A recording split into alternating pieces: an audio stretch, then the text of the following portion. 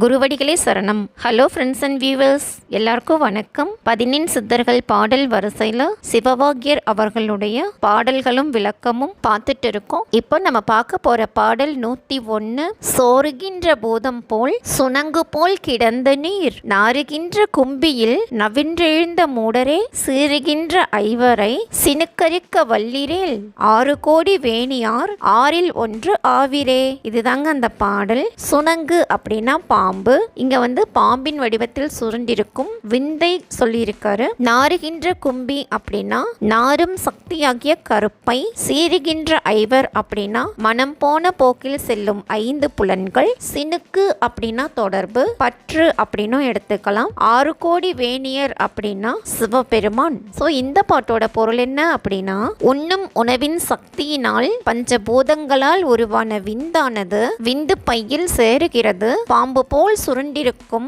அந்த விந்தை காம வேட்கை வயப்பட்டு வீணாக்கும் மூடர்களே, உமக்குள் திசை மாற்றும் 5 புலன்களில் சிக்காமல் தொடர்பை முற்றும் நீக்க முயன்றால் கங்கை ஆற்றை தன் சடைமுடியில் தரித்த சிவபெருமானின் 6 முகங்களில் ஒரு முகமாகவே ஆவீர்கள் அப்படின்னு சொல்லியிருக்காரு. இதுதாங்க இந்த பாட்டோட பொருள். அடுத்தது பாடல் 102. வட்டமென்று உம்முலே மயக்கி விட்டது இவ்வெளி அட்ட அக்கரத்துலே அடக்கமும் ஒடுக்கமும் எட்டும் எட்டும் எட்டுமாய் இயங்கு சக்கரத்துலே எட்டலாம் உதித்தது எம்பிரானி நான் அறிந்த பின். இதுதாங்க அந்த பாடல். அட்ட அக்கரம் அப்படின்னா ஓம் நமசிவாய என்பது. ஓம் அப்படிங்கிறது ஆ பிளஸ் ஊ பிளஸ் என்னும் 3 எழுத்துக்களை உள்ளடக்கியது. இதெல்லாம் ஏற்கனவே சொல்லப்பட்ட விளக்கம் தான். சோ இந்த பாட்டோட பொருள் என்ன அப்படின்னா, பிரம்மம் உனக்குள்ளே வட்டமாக நின்று ஆட்டுவித்து வெளியான ஆகாயத்தில் திகழ்கின்றது. ஓம் நமசிவாய என்னும் 8 எழுத்துக்குள்ளேதான் அனைத்துமே அடக்கமும் ஒடுக்கமும் ஆகின்றன. என் சான் உடம்பில் 8ஆகிய அகாரத்தில் 8 திசைகளாகவும் 16 கோணமுமாக இயங்கும் வெட்டாத சக்கரத்துளை சோதியாக உதிப்பவன் இறைவன். நாம் இதனை நன்கு அறிந்து அந்த இடத்திலேயே ஓம் நமசிவாய என்று ஓதி தியானிப்போமாக அப்படின்னு சொல்லியிருக்காரு. இதுதாங்க இந்த பாட்டோட பொருள். அடுத்தது பாடல் 103. பேசுவானும் ஈசனே பிரம்ம ஞானம் உம்முலே ஆசையான ஐவரும் அழைத்து அலைகள் செய்கிறார். ஆசையான ஐவரை அடக்கியோர் எழுத்திலே பேசிடாது இருப்பிடேல் நாதன் வந்து ஒலிக்குமே. இதுதாங்க அந்த பாடல். ஆசையான ஐவர் அப்படின்னா நம்மை ஆசை வழியில் சிக்க வைக்கும் 5 புலன்கள். அழைத்து அப்படின்னா இடையூறு செய்து, ஓர் எழுத்து அப்படின்னா ஓம், நாதன் அப்படின்னா இறைவன். சோ இந்த பாட்டோட பொருள் என்ன அப்படின்னா, உமக்குள் இருந்து பேசுபவன் இறைவனே. பிரம்மம் பற்றிய ஞானம் உமக்குள்ளேயே உள்ளது. இதை உணர முடியாது. 5 பொறிகளும் அவற்றின் புலன்களும் இடையூறுகள் செய்கின்றன. அந்த 5 பொறிகளாகிய 5 பேரையும் ஓம் என்ற ஓர் எழுத்தினால் அடக்கி அதை வாயால் கூறாமல் மனதிலேயே கூறினால் இறைவனே அந்த ஓங்காரத்தை நமக்குள் ஒலிக்க செய்வான் அப்படின்னு சொல்லியிருக்காரு. இதுதாங்க இந்த பாட்டோட பொருள். அடுத்தது பாடல் 104. நமசிவாய அஞ்செழுத்தும் நல்குமேல் நிலைகளும் நமசிவாய அஞ்சில் அஞ்சும் பிராணமான மாயையும் நமசிவாய அஞ்செழுத்து நம்முளே இருக்கவே நமசிவாய உண்மையை நன்குரை செய் நாதனே. இதுதாங்க அந்த பாடல். மேல்நிலை அப்படின்னா வீடு பேரு, நல்கும் அப்படின்னா வழங்கும், நாதனே அப்படின்னா இறைவனே அப்படின்னு அர்த்தம். சோ இந்த பாட்டோட பொருள் என்ன அப்படின்னா, நமசிவாய எனும் மந்திரம் உச்சரிப்பதால் உண்டாகும் மேல்நிலையாகிய வீடு பேரும், நமசிவாய என்னும் 5 எழுத்தில் 5 5ஆக அனாதி காலமாக மாயையால் அடங்கியுள்ள தத்துவங்களும் 5 எழுத்தின் விரிவுகளாகும். இந்த 5 எழுத்தும் நமக்குள்ளே என்றும் தொடர்பு நிலையில் இருக்கும் உண்மையை இறைவனே நமக்கு உரைவிளக்கம் செய்தவராவார் அப்படின்னு சொல்லியிருக்காரு. இதுதாங்க இந்த பாட்டோட பொருள். அடுத்தது பாடல் 105. பரமுனக்கு எனக்கு வேறு பயமில்லை பராபரா கரம் எடுத்து நித்தலும் குவித்திட கடவதும் சிரமுருகி ஆர்த்தலும் சிவபிரானே என்னலும் உரமெனக்கு நீயளித்த ஓம் நம சிவாயமே. இதுதாங்க இந்த பாடல். பரம் அப்படின்னா இறைவன், கரம் அப்படின்னா கை, சிரமுருகி ஆர்த்தல் அப்படின்னா மனமுருகி கண்ணீர் விடுதல் அப்படின்னும், உரம் அப்படின்னா வலிமை இல்லை சக்தி அப்படின்னும் எடுத்துக்கலாம். சோ இந்த பாட்டோட பொருள் என்ன அப்படின்னா, பரம்பொருளாகிய இறைவா எனக்கு எல்லாம் நீயே என்று என் உடல் பொருள் ஆவியை உன்னிடமே ஒப்படைத்து விட்டேன். அதனால் எனக்கு வேறு பயம் ஏதும் இல்லாதிருக்கிறேன். உன்னை நாள்தோறும் கைகூப்பி வணங்கவும் மனமுருகி தசை அசைத்தலும் சிவபிரானே என்று கூறுதலும் எனக்கு சக்தியாகும். இவற்றுக்கு ஆதாரமாக நமசிவாய என்னும் மந்திரம் முன்பே உன்னால் அருளப்பட்டுள்ளது அப்படின்னு சொல்லியிருக்காரு. இதுதாங்க இந்த பாட்டோட பொருள். அடுத்தது பாடல் 106. பச்சை மண் பதுப்பிலே புழுப்பதிந்த வேட்டுவன் நித்தமும் நினைந்திட நினைத்த வண்ணம் ஆயிடும். பச்சை மண் இடிந்து போய் பரந்த தும்பி ஆயிடும். பித்தர்கால் அறிந்து கொள்க பிரான் இருந்த கோலமே. இதுதாங்க அந்த பாடல். பச்சை மண் அப்படின்னா ஈரமண், நிச்சலம் அப்படின்னா நாள்தோறும், தும்பினா வண்டு, பிரான் அப்படின்னா இறைவன். சோ இந்த பாட்டுக்கு என்ன பொருள் அப்படின்னா, குளவியானது ஈரமண்ணை கொண்டு அழகான கூடு கட்டி உணர்வுள்ள புழுவை வேட்டையாடி கொண்டு வந்து அந்த கூட்டில் அடைக்கும். பிறகு அந்த புழுவானது தன்னை போல் மாறுவதற்காக அதனை எந்நேரமும் கொட்டி கொண்டிருக்கும். இப்படி ஒரே நினைவுடன் செய்யும் அதன் செயலால் அப்புழுவானது குளவியாகவே மாறிவிடும். பிறகு அது தும்பியாக பறந்து செல்லும். இதனை அறிந்து கொண்டு ஒரே நினைவோடு பிராணனை இறைவனோடு இணைக்க தியானம் செய்வீராக. பித்தர்களே, இதெல்லாம் இறைவன் நடத்தும் நாடகமே என்பதை உணர்வீராக அப்படின்னு சொல்லியிருக்காரு. இதுதாங்க இந்த பாட்டோட பொருள். அடுத்தது பாடல் 107. ஒளியதான காசி மீது வந்து தங்குவோர்க்கெல்லாம் வெளியதான சோதிமேனி விசுவநாதனானவன் தெளியும் மங்கை உடனிருந்து செப்புகின்ற தாரகம் எளியதோர் ராம ராம ராம இந்த நாமமே. செப்புகின்ற அப்படின்னா கூறுகின்ற அப்படின்னு அர்த்தம். இந்த பாட்டோட பொருள் என்ன அப்படின்னா, ஒளி என்று பொருள்படும் காசிமா நகரில் வந்து தங்குபவர்க்கு எல்லாம் வெளிப்படும் சோதியை மேனியாக உடைய விஸ்வநாதன் தன் உடலில் இருக்கும் மங்கை விசாலாட்சியுடன் இருந்து தியானம் செய்கின்ற தாரக மந்திரம் எளிமையான ராம என்ற நாமமே ஆகும் அப்படின்னு சொல்லியிருக்காரு. இதுதாங்க இந்த பாட்டோட பொருள். அடுத்தது பாடல் 108. விழியினோடு புனல் விளைந்த இல்ல அள்ளி யோனியும் வெளியிலே பிதற்றலாம் விளைவு நின்றது இல்லையே. வெளிப்பரந்த தேகமும் வெளிக்குள் மூல வித்தையும் தெளியும் வல்ல ஞானிகள் தெளிந்திருத்தல் திண்ணமே. இதுதாங்க அந்த பாடல். புனல் அப்படின்னா நீர்நிலை, திண்ணம் அப்படின்னா உறுதி. சோ இந்த பாட்டோட பொருள் என்ன அப்படின்னா, விழி அழகும் நீரில் விளைந்த இல்லம் ஆகிய அள்ளி போன்ற யோனியின் மேல் உள்ள காமமும் குறித்து வெளியில் பலரும் பிதற்றலாம், அவற்றால் எந்த பயனும் இல்லை. இந்த உடலில் பரந்துள்ள வான்வெளியை தியானித்து மூலாதாரத்திலிருந்து எழுப்பப்படும் யோக முயற்சியும் தெளிவாக உணரும் ஆற்றலும் பெற்ற ஞானிகள் மேலும் தெளிவாக இருப்பது உறுதியாகும் அப்படின்னு சொல்லியிருக்காரு. இதுதாங்க இந்த பாட்டோட பொருள். அடுத்தது பாடல் 109. ஓம் நம சிவாயமே உணர்ந்து மெய் உணர்ந்த பின், ஓம் நம சிவாயமே உணர்ந்து மெய் தெளிந்த பின், ஓம் நம சிவாயமே உணர்ந்து மெய் உணர்ந்த பின், ஓம் நம சிவாயமே உட்கலந்து நிற்குமே. மெய் அப்படின்னா உண்மைன்னு அர்த்தம். இந்த பாட்டோட பொருள் என்ன அப்படின்னா, ஓம் நமசிவாய என்ற மந்திரத்தின் உண்மை பொருளை உணர்ந்து தெளிந்த பின் ஓம் நமசிவாய என்பது நமக்குள் கலந்து நிற்கும் அப்படின்னு சொல்லியிருக்காரு. இதுதாங்க இந்த பாட்டோட பொருள். அடுத்தது பாடல் 110. அல்லல் வாசல் 9 அடைத்தடைந்த வாசலும் சொல்லு வாசல் ஓரைந்தும் சொம்மி விம்மி நின்றதும் நல்ல வாசலை திறந்து ஞான வாசல் ஊடு போய் எல்லை வாசல் கண்டவர் இனி பிறப்பது இல்லையே. இதுதாங்க அந்த பாடல். அல்லல் அப்படின்னா துன்பம், சொல்லு வாசல் ஓரைந்தும் அப்படின்னா பஞ்சபூத வாயில்கள், அதாவது மூலாதாரம் அப்படிங்கிற நிலம், சுவாதித்தானம் அப்படிங்கிற நீர், பனிப்பூரகம் அப்படிங்கிற நெருப்பு, அநாகதம் அப்படிங்கிற காற்று, விசுத்தி அப்படிங்கிற ஆகாயம். இந்த 5 தாங்க பஞ்சபூத வாயில்கள். எல்லை வாசல் அப்படிங்கிறது உச்சந்தலை. ஸோ இந்த பாட்டுக்கு என்ன பொருள் அப்படின்னா, துன்பம் தரும் 9 வாசல்கள் முழுவதையும் மனத்தால் அடைத்து பஞ்சபூத வாயில்கள் ஆகிய யோக ஆதாரங்கள் முதல் 5 உணர்வு விம்மி நிற்க செய்தபடியே வாசி யோகத்தால் மூலாதார வாசலை திறந்து ஞான வாசலாகிய சுழுமுனை வழியே கபாலம் வரை சென்று எல்லை வாசலாகிய உச்சந்தலை நடுவாசலை தொட்டவர்களுக்கு அடுத்த பிறப்பு இல்லை அப்படின்னு சொல்லியிருக்காரு.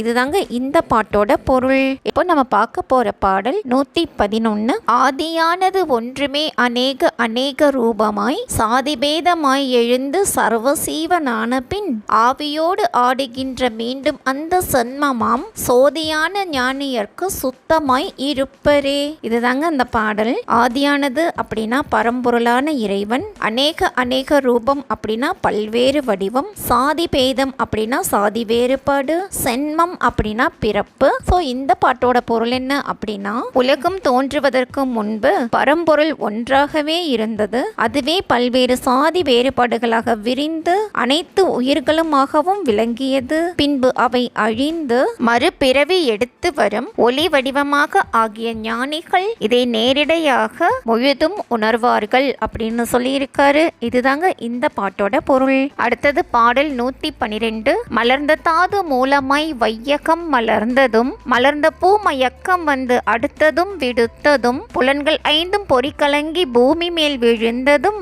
இளங்கலங்கி நின்ற மாயம் என்ன மாயம் ஈசனே. இதுதாங்க அந்த பாடல். மலர்ந்த தாது அப்படின்னா தானாகவே மலர்ந்த மூல பிரகிருதி, வையகம் அப்படின்னா உலகம், அடுத்தது அப்படின்னா நிரம்பியது. சோ இந்த பாட்டுக்கு என்ன பொருள் அப்படின்னா, தானே மலர்ந்தது மூல பிரகிருதி, இதிலிருந்து பூமியானது தோன்றியது. பிறகு இந்த பூமியில் பல பொருள்கள் கலந்து நிரம்பியதும் பிறகு அவை பிரிந்ததும் ஐம்புலன்களும் பொறிகளும் தமக்குள் கலங்கி பூமியில் விழுந்து உடல்கள் இறந்ததும் இப்படி இவ்வுலகின் உருவாக்கத்திற்கு காரணம் காணுமாறு இல்லாததும் என்ன மாயமோ எம் இறைவனே அப்படின்னு சொல்லியிருக்காரு. இதுதாங்க இந்த பாட்டோட பொருள்.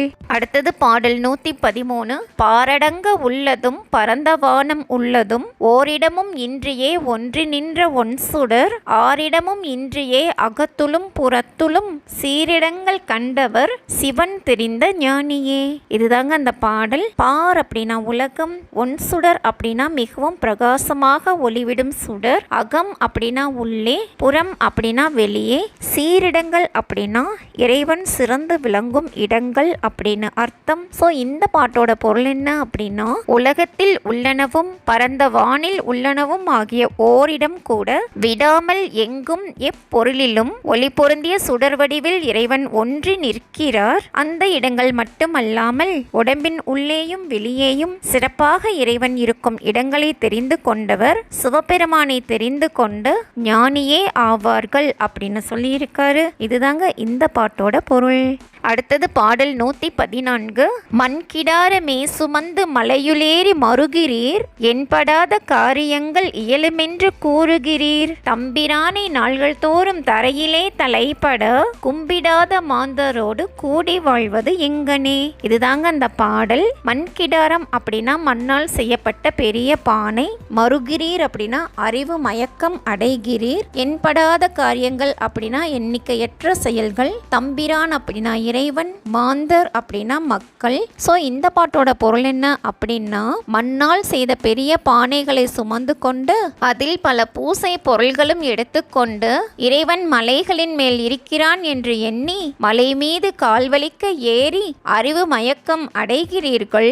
இதனால் எண்ணற்ற செயல்கள் நடக்கும் என்றும் கூறுகிறீர்கள். இறைவனை நாள்தோறும் தரையில் தலைப்படுமாறு வணங்கிடும் வழக்கம் இல்லாத மனிதர்களுடன் எவ்வாறு கூடி வாழ முடியும் அப்படின்னு சொல்றாரு. இதுதாங்க இந்த பாட்டோட பொருள். அடுத்தது பாடல் 115. நாவில் நூல் அழிந்ததும் நலங்குலம் அழிந்ததும் மேவுதேர் அழிந்ததும் விசாரமும் குறைந்ததும் பாவிக்கால் இதென்ன மாயம் வாமநாடு பூசலாய் ஆவியார் அடங்கினால் ஐவரும் அடங்குவர். இதுதாங்க அந்த பாடல். குலம் அப்படின்னா குலப்பெருமை, விசாரம் அப்படின்னா விசாரித்து உணர்தல், வாமநாடு அப்படின்னா பெரிய நாடு, பூசல் அப்படின்னா பேரழிவு, ஆவியார் அப்படின்னா உயிர், ஐவர் அப்படின்னா ஐம்புலன்கள். சோ இந்த பாட்டோட பொருள் என்ன அப்படின்னா, நாவில் பேச்சு அழிந்ததும் நலமுடன் வாழ்ந்த குலப்பெருமை அழிந்ததும் தேர் முதலிய செல்வமும் அழிந்ததும் இவைகளால் ஏற்படும் மன உளைச்சல்களால் இறை விசாரம் குறைந்ததும்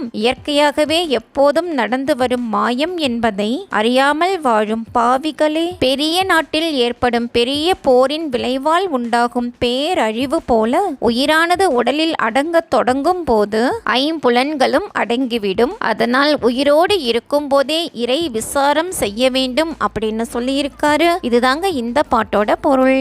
அடுத்தது பாடல் 116. வீடெடுத்து வேள்வி செய்து மெய்யரோடு பொய்யுமாய் மாடு மக்கள் பெண்டிர் சுற்றம் என்றிருக்கும் மாந்தர்கால் நாடு பெற்ற நண்பர் கையில் ஓலை வந்து அழைத்த போது ஆடு பெற்றது அவ்விலை பெறாது காணும் இவ்வுடல். இதுதாங்க அந்த பாடல். மக்கள் அப்படின்னா பிள்ளைகள், பெண்டிர் அப்படின்னா மனைவி, சுற்றம் அப்படின்னா உறவினர், நாடு பெற்ற நண்பர் அப்படின்னா இயமன். ஸோ இந்த பாட்டோட பொருள் என்ன அப்படின்னா, வீடு கட்டி யாகங்கள் பல செய்து மெய்யான ஆத்மாவோடு பொய்யான மாடு, பிள்ளைகள், மனைவி, உறவினர் என்று இவற்றை நம்பி வாழும் மனிதர்களே, உயிரை நாடி வரும் யமன் கையில் உள்ள ஓலை வந்து நம்மை அழைத்த போது இறந்து போன ஆடு பெறும் விலை கூட இந்த உடல் பெறாது அப்படின்னு சொல்லியிருக்காரு. இதுதாங்க இந்த பாட்டோட பொருள். அடுத்தது பாடல் 117. இல்லை இல்லை இல்லை என்று இயம்புகின்ற ஏழைக்கால் இல்லை என்று நின்றது ஒன்றை இல்லை என்னலாகுமோ, இல்லையல்ல ஒன்றுமல்ல இரண்டும் ஒன்றி நின்றதை எல்லை கண்டு கொண்ட பேர் இனி பிறப்பது இல்லையே. இதுதாங்க அந்த பாடல். இயம்புகின்ற அப்படின்னா கூறுகின்ற, ஏழைக்கால் அப்படின்னா அறியாமை நிறைந்த மக்களே அப்படின்னு அர்த்தம். ஸோ இந்த பாட்டோட பொருள் என்ன அப்படின்னா, கடவுள் இல்லை என்று உறுதியாக கூறும் அறியாமை மிக்க மனிதர்களே, இல்லாத ஒன்றை காண முடியாது, காண முடியாத ஒன்றை கண்டேன் என்பதும் காணவில்லை என்பதும் அறியாமையால் கூறும் கூற்றாகும். இல்லை என்ற ஒன்று தனியாக இல்லாமல் உயிரோடு அல்லது ஆன்மாவுடன் இணைந்து இரண்டாக ஒன்றி நிற்கிறது. இப்படி இரண்டாக உள்ளவற்றின் எல்லையை அறிந்தோர் இனிமேல் இவ்வுலகில் பிறக்க மாட்டார்கள் அப்படின்னு சொல்லியிருக்காரு. இதுதாங்க இந்த பாட்டோட பொருள்.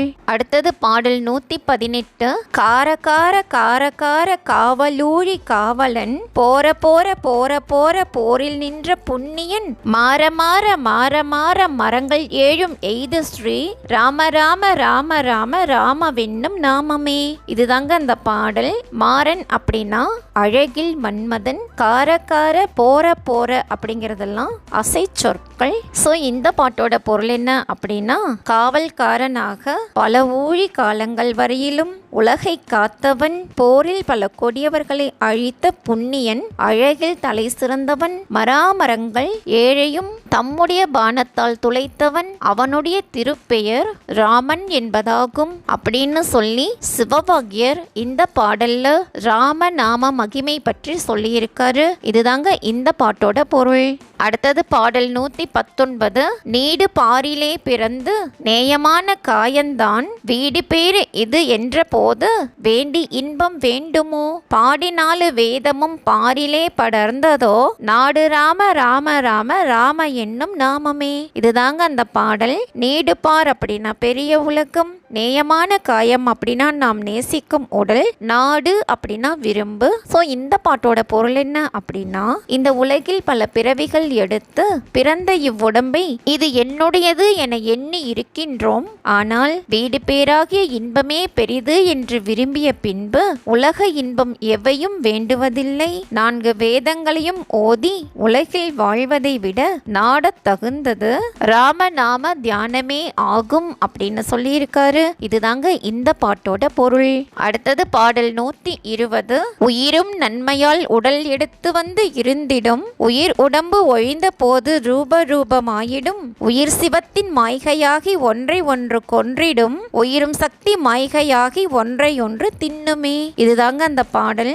ரூபம் அப்படின்னா வடிவம்னு அர்த்தம். இந்த பாட்டோட பொருள் என்ன அப்படின்னா, உயிரானது தான் செய்த நல்வினையின் பயனாக மனித உடல் எடுத்து வந்து பிறந்திருக்கிறது. இல்லை என்றால் வேறு வடிவம் எடுத்திடும். உயிர் போன பின்பு உடம்பு தன் வடிவம் இழக்கும். உயிர் என்பது சிவம் என்ற பரம் பொருளின் மாயையாகி மெய் பொருளாகி அனைத்தையும் தன்னுள் மறைத்து மறைந்திடும். உயிர் சிவனாகவும் உடம்பு சக்தியாகவும் இருப்பதை அறிந்து தியான தவத்தால் ஒன்றிணைத்து சமாதி இன்பம் அடைபவர் உடம்பை உயிருள் கரைத்து இரண்டும் ஒன்றாகி சிவத்தை அடைவர் அப்படின்னு சொல்லியிருக்காரு. இதுதாங்க இந்த பாட்டோட பொருள். நம்ம பார்க்க போற பாடல் 121. நெட்டெழுத்து வட்டமோ நிறைந்த அல்லி யோனியாம், நெட்டெழுத்தில் வட்ட வட்டம் ஒன்று நின்றதொன்றும் கண்டிலேன் குற்றெழுத்தில் உற்றதென்று கொம்பு கால் குறித்திடில் நெட்டெழுத்தில் வட்டம் ஒன்றில் நேர்படான் நம் ஈசனே. இதுதாங்க அந்த பாடல். நெட்டெழுத்து அப்படின்னா வட்டமாக சுழித்த வரி வடிவம் கொண்ட ஓம் என்பது, குற்றெழுத்து அப்படின்னா நமசிவாய என்னும் மந்திரம், ஈசன் அப்படின்னா இறைவன் அப்படின்னு அர்த்தம். இந்த பாட்டோட பொருள் என்ன அப்படின்னா, ஓம் என்ற எழுத்தானது அல்லி மலர் போன்ற யோனியும் ஆகும். குற்றெழுத்து என்பது நமசிவாய என்ற மந்திரம் ஆகும். இதில் அடங்கிய சிவம் என்பதை ஓதாமல் வரி வடிவமாக மட்டும் தியானித்தாலும் நெட்டெழுத்தில் தெரியாத இறைவன் இதில் தெரிவான் அப்படின்னு சொல்லியிருக்காரு. இதுதாங்க இந்த பாட்டோட பொருள். அடுத்தது பாடல் 122. விண்ணில் உள்ள தேவர்கள் அறியொணாத மெய்ப்பொருள் கண்ணிலானியாகவே கலந்து நின்றது எம்பிரான் மண்ணில் நம் பிறப்பறுத்து மலரடிகள் வைத்த பின் அண்ணலாரும் எம்முலே அமர்ந்து வாழ்வது உண்மையே. இதுதாங்க அந்த பாடல். அறியொணாத அப்படின்னா அறிய முடியாத அப்படின்னும், மெய்ப்பொருள் அப்படின்னா உண்மையான பொருள் அப்படின்னும், எம்பிரான் அப்படின்னா இறைவன் அப்படின்னும், அண்ணலார் அப்படின்னாலும் இறைவன் அப்படின்னே தான் அர்த்தம்.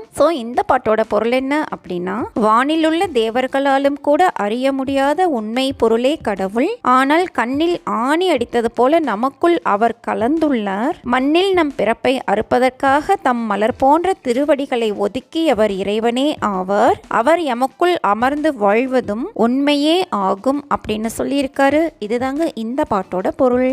அடுத்தது பாடல் 123. விண்கடந்து நின்ற சோதி மேலை வாசலை திறந்து கண்களிக்க உள்ளுளே கலந்து புக்கு இருந்த பின் மண் பிறந்த மாயமும் மயக்கமும் மறந்து போய் என் கலந்த ஈசனோடு இசைந்திருப்பது உண்மையே. இதுதாங்க அந்த பாடல். விண் அப்படின்னா வானம், மேலை வாசல் அப்படின்னா தலையின் பின்புறம் உள்ள வாயில், கலிக்க அப்படின்னா மகிழ, புக்கு அப்படின்னா புகுந்து, என் கலந்த அப்படின்னா எண்ணத்தில் நிறைந்த அப்படின்னு அர்த்தம். இந்த பாட்டோட பொருள் என்ன அப்படின்னா, விண்ணையும் கடந்து ஒளிவிடும் சோதியானது தலையின் பின்புறம் உள்ள வாயில் வழியாக உள்ளே நுழைந்து கண்களால் கண்டு கழிக்கும் உருவத்தில் உள்ளத்தில் கலந்திருக்கும். அதன் பின் பூமியில் நாம் பிறந்த மாயமும் நமக்குள் இருக்கும் குழப்பங்களும் மறைந்து போகும். நாம் எண்ணத்தில் கலந்த இறைவனோடு இருப்பதும் உண்மையே அப்படின்னு சொல்லியிருக்காரு. இதுதாங்க இந்த பாட்டோட பொருள். அடுத்தது பாடல் 124. மூலமான மூச்சதில் மூச்சறிந்து விட்ட பின் நாலு முன்னிலோரு நாட்டமாகி நாட்டிடில் பாலனாகி நீடலாம் பரபிரம்மம் ஆகலாம் ஆலமுண்ட கண்டர் ஆணை அம்மை ஆணை உண்மையே. இதுதாங்க அந்த பாடல். மூலம் அப்படின்னா மூலாதாரம், நாட்டம் அப்படின்னா நெற்றிக்கண், பாலன் அப்படின்னா இள வயதினன், பரபிரம்மம் அப்படின்னா இறைவன். இந்த பாட்டுக்கு என்ன பொருள் அப்படின்னா, மூலாதாரத்தில் பிராணவாயுவை கொண்டு சென்று மெல்ல அதனை சுழுமுனை நாடிக்குள் செல்லுமாறு செலுத்தி 4 நாட்கள் இப்பயிற்சி செய்தால் முகத்தில் நெற்றிக்கண் பார்வை இருப்பதாகவும் பாவனை செய்தால் வயதான கிழவரும் கூட நீண்ட நாள் வாழலாம், இறைவனாகவும் ஆகலாம். திருநீல கண்டர் மற்றும் அன்னை பராசக்தியின் மேல் ஆணை, இது உண்மையாகும் அப்படின்னு சொல்லியிருக்காரு. இதுதாங்க இந்த பாட்டோட பொருள். அடுத்தது பாடல் 125. மின்னெழுந்து மின்பறந்து மின்னொடுங்குமாறு போல் என்னுள் நின்ற என்னுள் ஈசன் என்னுளே அடங்குமே கண்ணுள் நின்ற கண்ணில் நேர்மை கண்ணறிவு இல்லாமையால் என்னுள் நின்ற என்னை என்று யான் அறிந்தது இல்லையே. இதுதாங்க அந்த பாடல். மின் அப்படின்னா மின்னல் அப்படின்னும், ஒடுங்குதல் அப்படின்னா அடங்குதல் அப்படின்னு அர்த்தம். இந்த பாட்டுக்கு என்ன பொருள் அப்படின்னா, மின்னலாக எழுந்து எங்கும் பரவி நின்று மீண்டும் மின்னலுக்குள்ளேயே அடங்கும் மின்னல் போல எனக்குள் நின்ற என் இறைவன் என் உள்ளேயே அடங்குவார். கண்ணானது மற்ற பொருள்களை கண்டாலும் தன்னைத்தானே காணும் அறிவு பெறவில்லை, அதுபோல் என்னுள் இருக்கும் இறைவனை நான் அறியவில்லை, ஆனால் என்னை அவர் அறிந்துள்ளார் அப்படின்னு சொல்லியிருக்காரு. இதுதாங்க இந்த பாட்டோட பொருள். அடுத்தது பாடல் 126. இருக்கலாம் இருக்கலாம் அவனியில் இருக்கலாம் அரிக்குமால் பிரம்மனும் அண்டம் ஏழ் அகற்றலாம் கருக்கொளாத குழியிலே காலில்லாத கண்ணிலே நெருப்பறை திறந்த பின்பு நீயும் நானும் ஈசனே. இதுதாங்க அந்த பாடல். அவனியில் அப்படின்னா உலகில், அரினா திருமால், அண்டம் அப்படின்னா உலகம், கருக்கொளாத குழி காலில்லாத கண் அப்படின்னா மூலாதாரம், கால் அப்படின்னா காற்று, நெருப்பறை அப்படின்னா குண்டலினி. இந்த பாட்டோட பொருள் என்ன அப்படின்னா, இந்த உலகில் நீண்ட காலம் வாழலாம், திருமால் பிரம்மனோடு 7 உலகங்களுக்கும் செல்லலாம், கருக்கொள்ளாத குழியாகிய காற்று இல்லாத மூலாதாரத்திலே நெருப்பறை ஆகிய குண்டலினி திறந்தால் நீயும் நானும் கடவுளே ஆகலாம் அப்படின்னு சொல்லியிருக்காரு. இதுதாங்க இந்த பாட்டோட பொருள். அடுத்தது பாடல் 127. ஏகபோகம் ஆகியே இருவரும் ஒருவராய் போகமும் புணர்ச்சியும் பொருந்துமாறது எங்கனே ஆகிலும் அழகிலும் அதன் கனேயம் ஆனபின் சாகிலும் பிறக்கிலும் இல்லை இல்லை இல்லையே. இதுதாங்க அந்த பாடல். ஏகபோகம் அப்படின்னா இருவரும் ஒருவராக கூடி பெறும் பேரின்பம், அதன் கனேயம் அப்படின்னா அதனிடம் இன்பம் அப்படின்னு அர்த்தம். ஸோ இந்த பாட்டுக்கு என்ன பொருள் அப்படின்னா, நாமும் கடவுளும் ஒருவராய் ஏகபோகமாக இருக்கிறோம், ஒன்றாக இணைந்து பேரின்பம் நுகர்வது எப்படி? ஆனாலும் அழகால் ஒன்றுபட்டவர் நெருங்குவது போல் இருவரும் நெருங்கிய பின் இறப்பதும் இல்லை பிறப்பதும் இல்லை அப்படின்னு சொல்லியிருக்காரு. இதுதாங்க இந்த பாட்டோட பொருள்.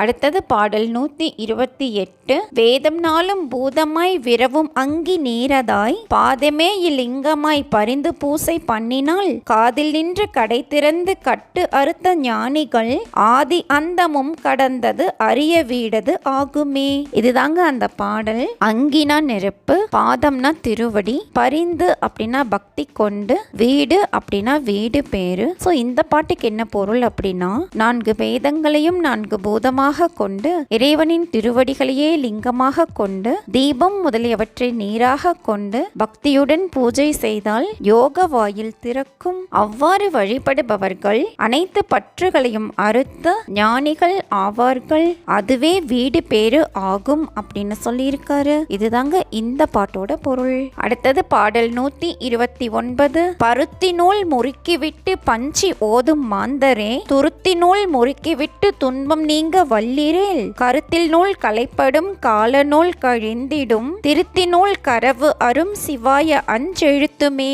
இதுதாங்க அந்த பாடல். துருத்தி நூல் அப்படின்னா மூலாதாரத்தில் நூல் போல் இருக்கும் சுழுமுனை நாடி, கரவு அப்படின்னா வஞ்சனை. ஸோ இந்த பாட்டுக்கு என்ன பொருள் அப்படின்னா, பஞ்சில் முறுக்கி நூல் நூற்கும் மனிதர்களே வாசியோக பயிற்சியின் மூலம் பிராணவாயுவை இழுத்து மூலாதாரத்தில் நூல் போல் இருக்கும் சுழுமுனை நாடியின் வழியாக மேலேற்றினால் துன்பம் நீங்கும், கருத்தில் இருக்கும் பல நூல்களின் கருத்துக்களும் கலைந்துவிடும், யமன் அனுப்பும் கயிறும் இல்லாமல் போகும், வஞ்சனை முதலிய தீமைகளை அழித்து திருத்தும், இவை அனைத்துமே சிவாய நம என்ற திருவைந்தெழுத்தாலேயே நடக்கும் அப்படின்னு சொல்லியிருக்காரு. இதுதாங்க இந்த பாட்டோட பொருள். அடுத்தது பாடல் 130. சாவதான தத்துவ சடங்கு செய்யும் ஊமைக்கால் தேவர் கல்லும் ஆவரோ சிரிப்பதன்றி என் செய்வேன் மூவராலும் அறியொணாத முக்கணன் முதற்கொழுந்து காவலாக உம்முலே கலந்திருப்பன் காணுமே.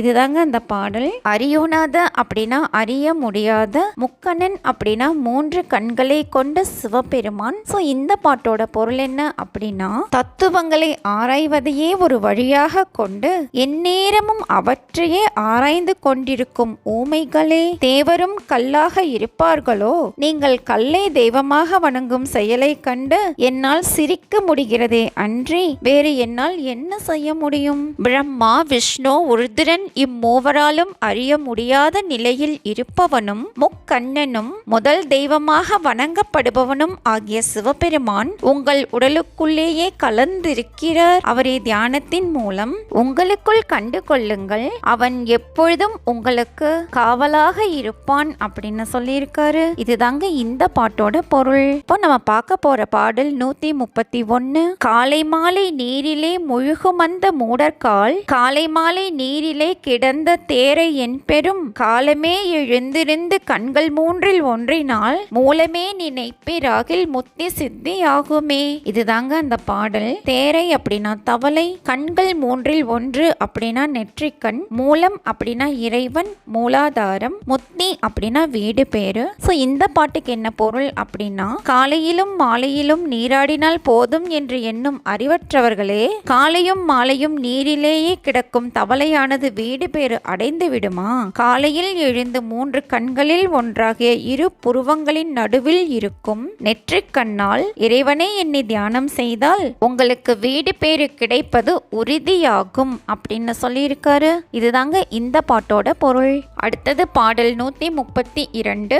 எங்கள் தேவர் உங்கள் தேவர் என்றிரண்டு தேவரோ இங்குமங்குமாய் இரண்டு தேவரே இருப்பரோ அங்குமிங்கும் ஆகி நின்ற ஆதிமூர்த்தி ஒன்றலோ வங்கவாரம் சொன்ன பேர்கள் வாய்ப்புழுத்து மாழ்வரே. இதுதாங்க அந்த பாடல். தேவர்னா தெய்வம், ஆதிமூர்த்தி அப்படின்னா இறைவன், வங்கவாரம் அப்படின்னா இரண்டு தெய்வங்கள் உண்டு என பேதப்படுத்தி பேசுதல், மாழ்வர் அப்படின்னா இறப்பர். ஸோ இந்த பாட்டுக்கு என்ன பொருள் அப்படின்னா, எங்கள் தெய்வம் உங்கள் தெய்வம் என்று இரண்டு தெய்வங்கள் இல்லை, இங்கு ஒருவர் அங்கு ஒருவர் என்று இரண்டு தெய்வங்கள் இருப்பாரோ, அங்கும் இங்கும் எங்கும் ஒருவராகவே ஆதிமூர்த்தியாகவே அக்கடவுள் இருக்கிறார், இதற்கு மாறாக பேசுபவர் வாய்ப்புழுத்து மடிந்து போவார் அப்படின்னு சொல்லியிருக்காரு. இதுதாங்க இந்த பாட்டோட பொருள். அடுத்தது பாடல் 133. அரையறை இடைக்கிட அன்று தூய்மை என்கிறீர், முறையறிந்து பிறந்த போதும் அன்று தூய்மை என்கிறீர், துறையறிந்து நீர் குளித்தால் அன்று தூய்மை என்கிறீர், பொறையில்லாத நீசரோடும் பொருந்துமாறு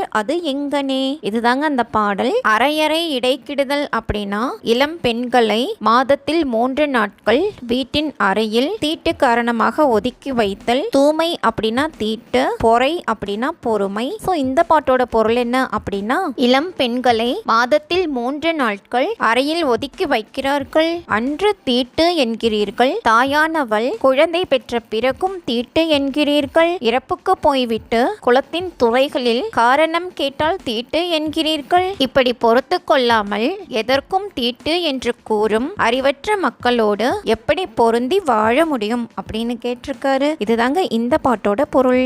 அடுத்தது பாடல் 134.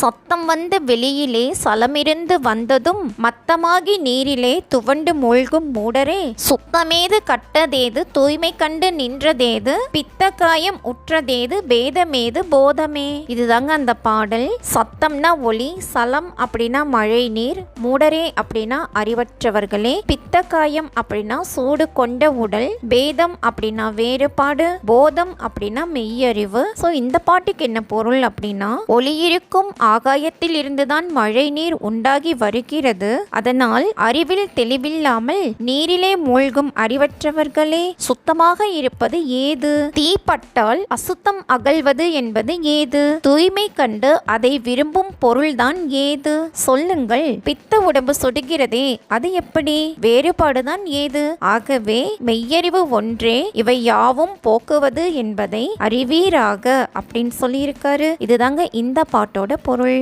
அடுத்தது பாடல் 135. மாதம் தூய்மைதான் மறந்து போன தூய்மைதான், மாதம் அற்று நின்றலோ வளர்ந்து ரூபமானது, நாதமேது வேதமேது நற்குலங்கள் ஏதடா, வேதம் ஓதும் வேதியர் விளைந்தவாறும் பேசடா. இதுதாங்க அந்த பாடல். தூய்மை அப்படின்னா தீட்டு, ரூபம் அப்படின்னா வடிவம், வேதியர் அப்படின்னா வேதம் ஓதுபவர்கள், பேசடா அப்படின்னா பதில் கூறுவீராக. சோ இந்த பாட்டோட பொருள் என்ன அப்படின்னா, மாதம் தோறும் பெண்களுக்கு தீட்டு வருகிறது, சிலருக்கு வராமல் இருக்கிறதே, அதனால் அவர்களுக்கு மாதம் இன்னும் வரவில்லையோ, மாதம் வராமல் நின்ற பிறகு அந்த தீட்டினால் தான் குழந்தையும் வளர்ந்து வடிவம் கொள்கிறது, நாதமும் வேதமும் ஓசை வேறுபாடு உடையவை, இதே ஒரு குலம் ஓதலாம் மற்றொரு குலம் ஓதக்கூடாது என்று வேறுபாடு ஏன், வேதம் ஓதும் வேதியரே இதற்கு பதில் கூறுங்கள் அப்படின்னு சொல்லியிருக்காரு. இதுதாங்க இந்த பாட்டோட பொருள். அடுத்தது 136வது பாடல். தூய்மையற்று நின்றலோ சுதீபமற்று நின்றது, ஆண்மையற்று நின்றலோ வழக்கமற்று நின்றது, ஆண்மையற்று சஞ்சலங்கள் அற்று நின்று தூய்மை அற்ற காலம் சொல்லும் அற்று நின்றதே. இதுதாங்க அந்த பாடல்.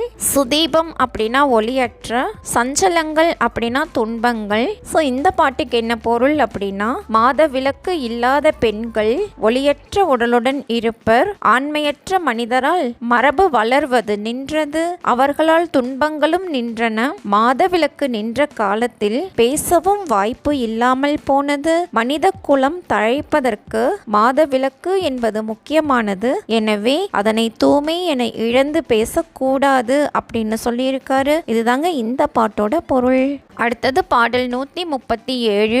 ஊறி நின்ற தூய்மையை உறைந்து நின்ற சீவனை வேறு பேசி மூடரே விளைந்தவாறது ஏதடா, நாறுகின்ற தூய்மையல்லோ நற்குலங்கள் ஆவன, சீறுகின்ற மூடனே அத்தூய்மை நின்ற கோலமே. இதுதாங்க அந்த பாடல்.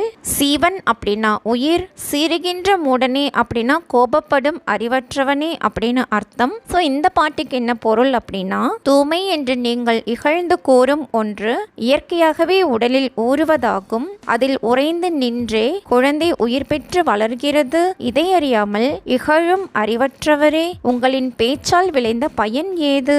நற்குலத்தில் பிறந்தவர் என கூறப்படுபவரும் நாற்றமான அத்தூய்மையில் பிறந்தவரே ஆவார். கோபம் கொண்டு அதை இழிவாக பேசும் அறிவற்றவரே, அந்த தூய்மையில் இருந்துதான் உங்கள் உடம்பும் வடிவம் பெற்றது அப்படின்னு சொல்லியிருக்காரு. இதுதாங்க இந்த பாட்டோட பொருள். அடுத்தது பாடல் 138. தூய்மை கண்டு நின்ற பெண்ணின் தூய்மை தானும் ஊரியே, சீமையெங்கும் ஆணும் பெண்ணும் சேர்ந்து உலகம் கண்டதே, தூய்மை தானும் ஆசையாய் துறந்திருந்து சீவனை தூய்மையற்று கொண்டிருந்த தேசமேது தேசமே. இதுதாங்க இந்த பாடல். தூய்மைனா மாத விளக்கு, சீவன் அப்படின்னா உயிர், தேசம் அப்படின்னா நாடு. ஸோ இந்த பாட்டுக்கு என்ன பொருள் அப்படின்னா, மாத விளக்கு கண்டு நின்ற பெண்ணின் தூய்மையில் ஊறித்தான் உலகெங்கும் ஆணும் பெண்ணும் சேர்ந்து தோன்றினர். தூய்மையை வெறுத்து நீக்குவதில் விருப்பம் கொண்டு அந்த தூய்மையே இல்லாமல் ஓர் உயிரை பெற்றிருக்கும் நாடு எங்காவது உண்டா அப்படின்னு கேட்டிருக்காரு. இதுதாங்க இந்த பாட்டோட பொருள். அடுத்தது 139வது பாடல். வேணும் வேணும் என்று நீர் வீண் உழன்று தேடுவீர், வேணுமென்று தேடினாலும் உள்ளதல்லது இல்லையே, வேணுமென்று தேடுகின்ற வேட்கையை துறந்து பின் வேணுமென்ற அப்பொருள் விரைந்து காணலாகுமே. இதுதாங்க அந்த பாடல். வீண் உழன்று அப்படின்னா வீணாக துன்பப்பட்டு, வேட்கை அப்படின்னா விருப்பம், விரைந்து அப்படின்னா வேகமாக. ஸோ இந்த பாட்டுக்கு என்ன பொருள் அப்படின்னா, வேண்டும் என்று விரும்பி ஒரு பொருளை வீணாக துன்பப்பட்டு தேடுகிறீர்கள். எவ்வளவு தேடினாலும் நமக்கு கிடைப்பதாய் இருப்பதே கிடைக்கும். வேண்டும் என்று தேடும் விருப்பத்தை விட்டுவிட்டால் நீங்கள் விரும்பிய அப்பொருள் விரைவில் உங்களிடம் வரக்கூடும் அப்படின்னு சொல்லியிருக்காரு. இதுதாங்க இந்த பாட்டோட பொருள். அடுத்தது பாடல் 140. சிட்டர் ஓது வேதமும் சிறந்த ஆகமங்களும் நட்டக்கார நங்களும் நவின்ற மெய்மை நூல்களும் கட்டி வைத்த போதகம் கதைக்குகந்த பித்திலாம் பெட்டதாய் முடிந்ததே பிரானை யான் அறிந்த பின். இதுதாங்க அந்த பாடல். சிட்டர் அப்படின்னா பண்டிதர்கள், நவீன்ற அப்படின்னா சொன்ன, மெய்மை அப்படின்னா உண்மை, பெட்டதாய் அப்படின்னா முன்பே அறிந்ததாய், பிரான் அப்படின்னா இறைவன். ஸோ இந்த பாட்டுக்கு என்ன பொருள் அப்படின்னா, பண்டிதர்கள் ஓதும் 4 வேதங்களும் சிறந்ததாக விளங்கும் ஆகம சாஸ்திரங்களும் நிலைநாட்டிய காரண காரியவாதங்களும் கூறப்பட்ட உண்மை நூல்களும் இங்கனம் நூல் கட்டாக கட்டி வைத்த அறிவும் கதை பேசுவதற்குரிய பித்தர் வார்த்தைகளும் இவை யாவும் நான் இறைவனை அறிந்த பின் நான் முன்பே அறிந்தவை ஆயின அப்படின்னு சொல்லியிருக்காரு. இதுதாங்க இந்த பாட்டோட பொருள். இப்போ நம்ம பார்க்க போற பாடல் 141. 100 கோடி ஆகமங்கள் 100 கோடி மந்திரம் 100 கோடி நாளிருந்தும் ஓதினால் அதன் பயன் ஆறும் ஆறும் ஆறுமாய் அகத்தில் ஓர் எழுத்துமாய் ஏறு சீர் எழுத்தையோத ஈசன் வந்து பேசுமோ. இதுதாங்க அந்த பாடல். ஓரெழுத்து அப்படின்னா ஓம் அப்படிங்கிறது, சீர் அப்படின்னா சிறந்த. ஸோ இந்த பாட்டுக்கு என்ன பொருள் அப்படின்னா, கோடிக்கணக்கான தெய்வ நூல்களையும் கோடிக்கணக்கான மந்திரங்களையும் கோடிக்கணக்கான வாழ்நாள் வரை இருந்து ஓதினாலும் அவற்றின் பயன் உடம்பில் உள்ள 6 ஆதாரங்களையும் உணர்வு பெறச் செய்வதே ஆகும். இதனால் உள்ளத்தில் உள்ள ஓம் என்ற எழுத்தையும் மற்ற சிறந்த எழுத்துக்களையும் வெறுமனே ஓதினால் மட்டும் கடவுள் காட்சி கொடுப்பாரா? வெறும் மந்திரங்களை வாயால் ஓதுவதால் மட்டும் இறைவனை அறிய முடியாது. உண்மை அன்பால் மௌனமாக அவனை உள்ளத்தில் தியானம் செய்தால் மட்டுமே அறிய முடியும் அப்படின்னு சொல்லியிருக்காரு. இதுதாங்க இந்த பாட்டோட பொருள். அடுத்தது பாடல் 142. காலை மாலை தம்மிலே கலந்து நின்ற காலனார் மாலை காலை ஆய்சி வந்த மாயமேது செப்பிடீர் காலை மாலை அற்று நீர் கருத்திலே ஒடுங்கினால் காலை மாலை ஆகி நின்ற காலநில்லை இல்லையே. இதுதாங்க அந்த பாடல். காலனார் அப்படின்னா சிவபெருமான், காலம் கடந்த ஒன்று ஒரு காலமாக நின்றதை வியந்து முதலடியில் காலானார் அப்படின்னு சொல்லியிருக்காரு. செப்பிடீர் அப்படின்னா கூறுங்கள் அப்படின்னும், காலன் அப்படின்னா இயமன் அப்படின்னும் அர்த்தம். ஸோ இந்த பாட்டுக்கு என்ன பொருள் அப்படின்னா, இரவும் பகலும் தனக்குள்ளேயே கலந்து நிற்கும் இறைவன் இரவும் பகலுமாய் சிவந்த சோதியாக விளங்கி நிற்கும் மாயம் எப்படி என்பதை கூறுங்கள். அது உண்மை பொருளாக இருப்பதை அறிந்து இரவும் பகலும் எந்நேரமும் கருத்துக்கள் தோன்றும் சிந்தையிலேயே நினைவு ஒடுங்கி சிவதியானம் செய்து வந்தால் இரவு பகல் இல்லாத இடத்தில் இறைவன் சோதியாக திகழ்வான். அதனால் யமபயம் என்பது தியானம் செய்பவர்களுக்கு கிடையாது அப்படின்னு சொல்லியிருக்காரு. இதுதாங்க இந்த பாட்டோட பொருள். அடுத்தது பாடல் 143. 8 மண்டலத்துலே 2 மண்டலம் வளைத்த இட்ட மண்டலத்திலே எண்ணி 6 மண்டலம் தொட்ட மண்டலத்திலே தோன்றி 3 மண்டலம் நட்ட மண்டலத்திலே நாதனாடி நின்றதே. இதுதாங்க அந்த பாடல். நாதன் அப்படின்னா சிவபெருமான். ஸோ இந்த பாட்டுக்கு என்ன பொருள் அப்படின்னா, வட்டமாக ஒரு மண்டலம் இட்டு அதில் வட்டமாக 8 அறைகள் வகுத்து ஒவ்வொரு அறைக்கும் 2 உயிர் எழுத்துகளாக எழுதினால் 8 அறைகள் நிரம்பும். ஆ என்ற எழுத்தும் ஓ என்ற எழுத்தும் ஓங்காரத்திற்குரிய எழுத்துக்கள் என்பதால் அவற்றை நீக்கி மிகுந்த 6 எழுத்தறைகளில் முதலில் இருந்த 3வது அறை ரு ரூ என வரும். இவை சிவபெருமானின் திருநடனத்தை குறிக்கும் அறைகள் ஆகும். இம்மண்டல வகுப்பை திருமந்திரம் கூறும் திருவம்பல சக்கரத்தில் காணவும் அப்படின்னு சொல்லி இருக்காரு. இது அனுபவம் இருக்கிறவங்களுக்கு ஈஸியா புரிஞ்சிருக்கும். ஆர்வம் இருக்கிறவங்க இது என்னமோ அப்படின்னு தேடினாதாங்க கிடைக்கும். சோ இந்த பாடல் மூலமா ஒரு புதிய விஷயம் கிடைச்சிருக்கு. அடுத்தது பாடல் 144. 4 மண்டலத்துள் நாதன் நின்றது எவ்விடம் காலிரண்டு மூல நாடி கண்டதங்கு உருத்திரன் சேரிரண்டு கண் கலந்து திசைகள் 8 மூடியே மேலிரண்டு தான் கலந்து வீசியாடி நின்றதே. இதுதாங்க அந்த பாடல். நாதன் அப்படின்னா சிவபெருமான், மூல நாடி அப்படின்னா சுழுமுனை நாடி. ஸோ இந்த பாட்டுக்கு பொருள் என்ன அப்படின்னா, 8 அறைகள் கொண்ட மண்டலத்துள் இறைவன் நின்றது அ ஓ என்ற முன்பு ஒதுக்கிய 2 அறைகளிலும் அப்படின்னும், காலிரண்டு மூலத்துக்குரியவை இடைக்கலை பிங்களை என்னும் நாடிகளாகும் அப்படின்னும், இப்படி நின்ற மண்டலம் 8 திசைகளுக்கும் உரியது. இதற்குள் சிவபெருமான் திருநடனம் ஆடுகிறார் அப்படின்னும் சொல்லியிருக்காரு. இதுதாங்க இந்த பாட்டோட பொருள். அடுத்தது பாடல் 145. அம்மையப்பன் அப்பு நீர் அறிந்ததே அருகிலீர் அம்மையப்பன் அப்பு நீர் அரியயன் அரணுமாய் அம்மையப்பன் அப்பு நீர் ஆதியாதி ஆனபின் அம்மையப்பன் அன்னையன்றி யாருமில்லை ஆனதே. இதுதாங்க அந்த பாடல். அம்மையப்பன் அப்படின்னா தாயும் தந்தையும் ஆகிய இறைவன், அப்பு அப்படின்னா நீர், அரி அப்படின்னா திருமால், அயன் அப்படின்னா பிரம்மன், அரண் அப்படின்னா உருத்திரன். ஸோ இந்த பாட்டுக்கு என்ன பொருள் அப்படின்னா, தாயும் தந்தையுமாகிய இறைவன் நீர் போன்றவர். அவரிடமிருந்தே பிரம்மன், திருமால், உருத்திரன் ஆகிய மும்மூர்த்திகளும் தோன்றினர். அம்மையப்பனே ஆதியாகவும் அவர் முதல் பல பொருள்களாகவும் விரிந்தார். அம்மையப்பனே அனைத்துக்கும் அன்னை, வேறு எவரும் இல்லை அப்படின்னு சொல்லியிருக்காரு. இதுதாங்க இந்த பாட்டோட பொருள். அடுத்தது பாடல் 146. உருத்தரிப்பதற்கு முன் உடல் கலந்தது எங்கனே கருத்தரிப்பதற்கு முன் காரணங்கள் எங்கனே பொருத்தி வைத்த போதமும் பொருந்துமாறு எங்கனே குருத்திருத்தி வைத்த சொல் குறித்துணர்ந்து கொள்ளுமே.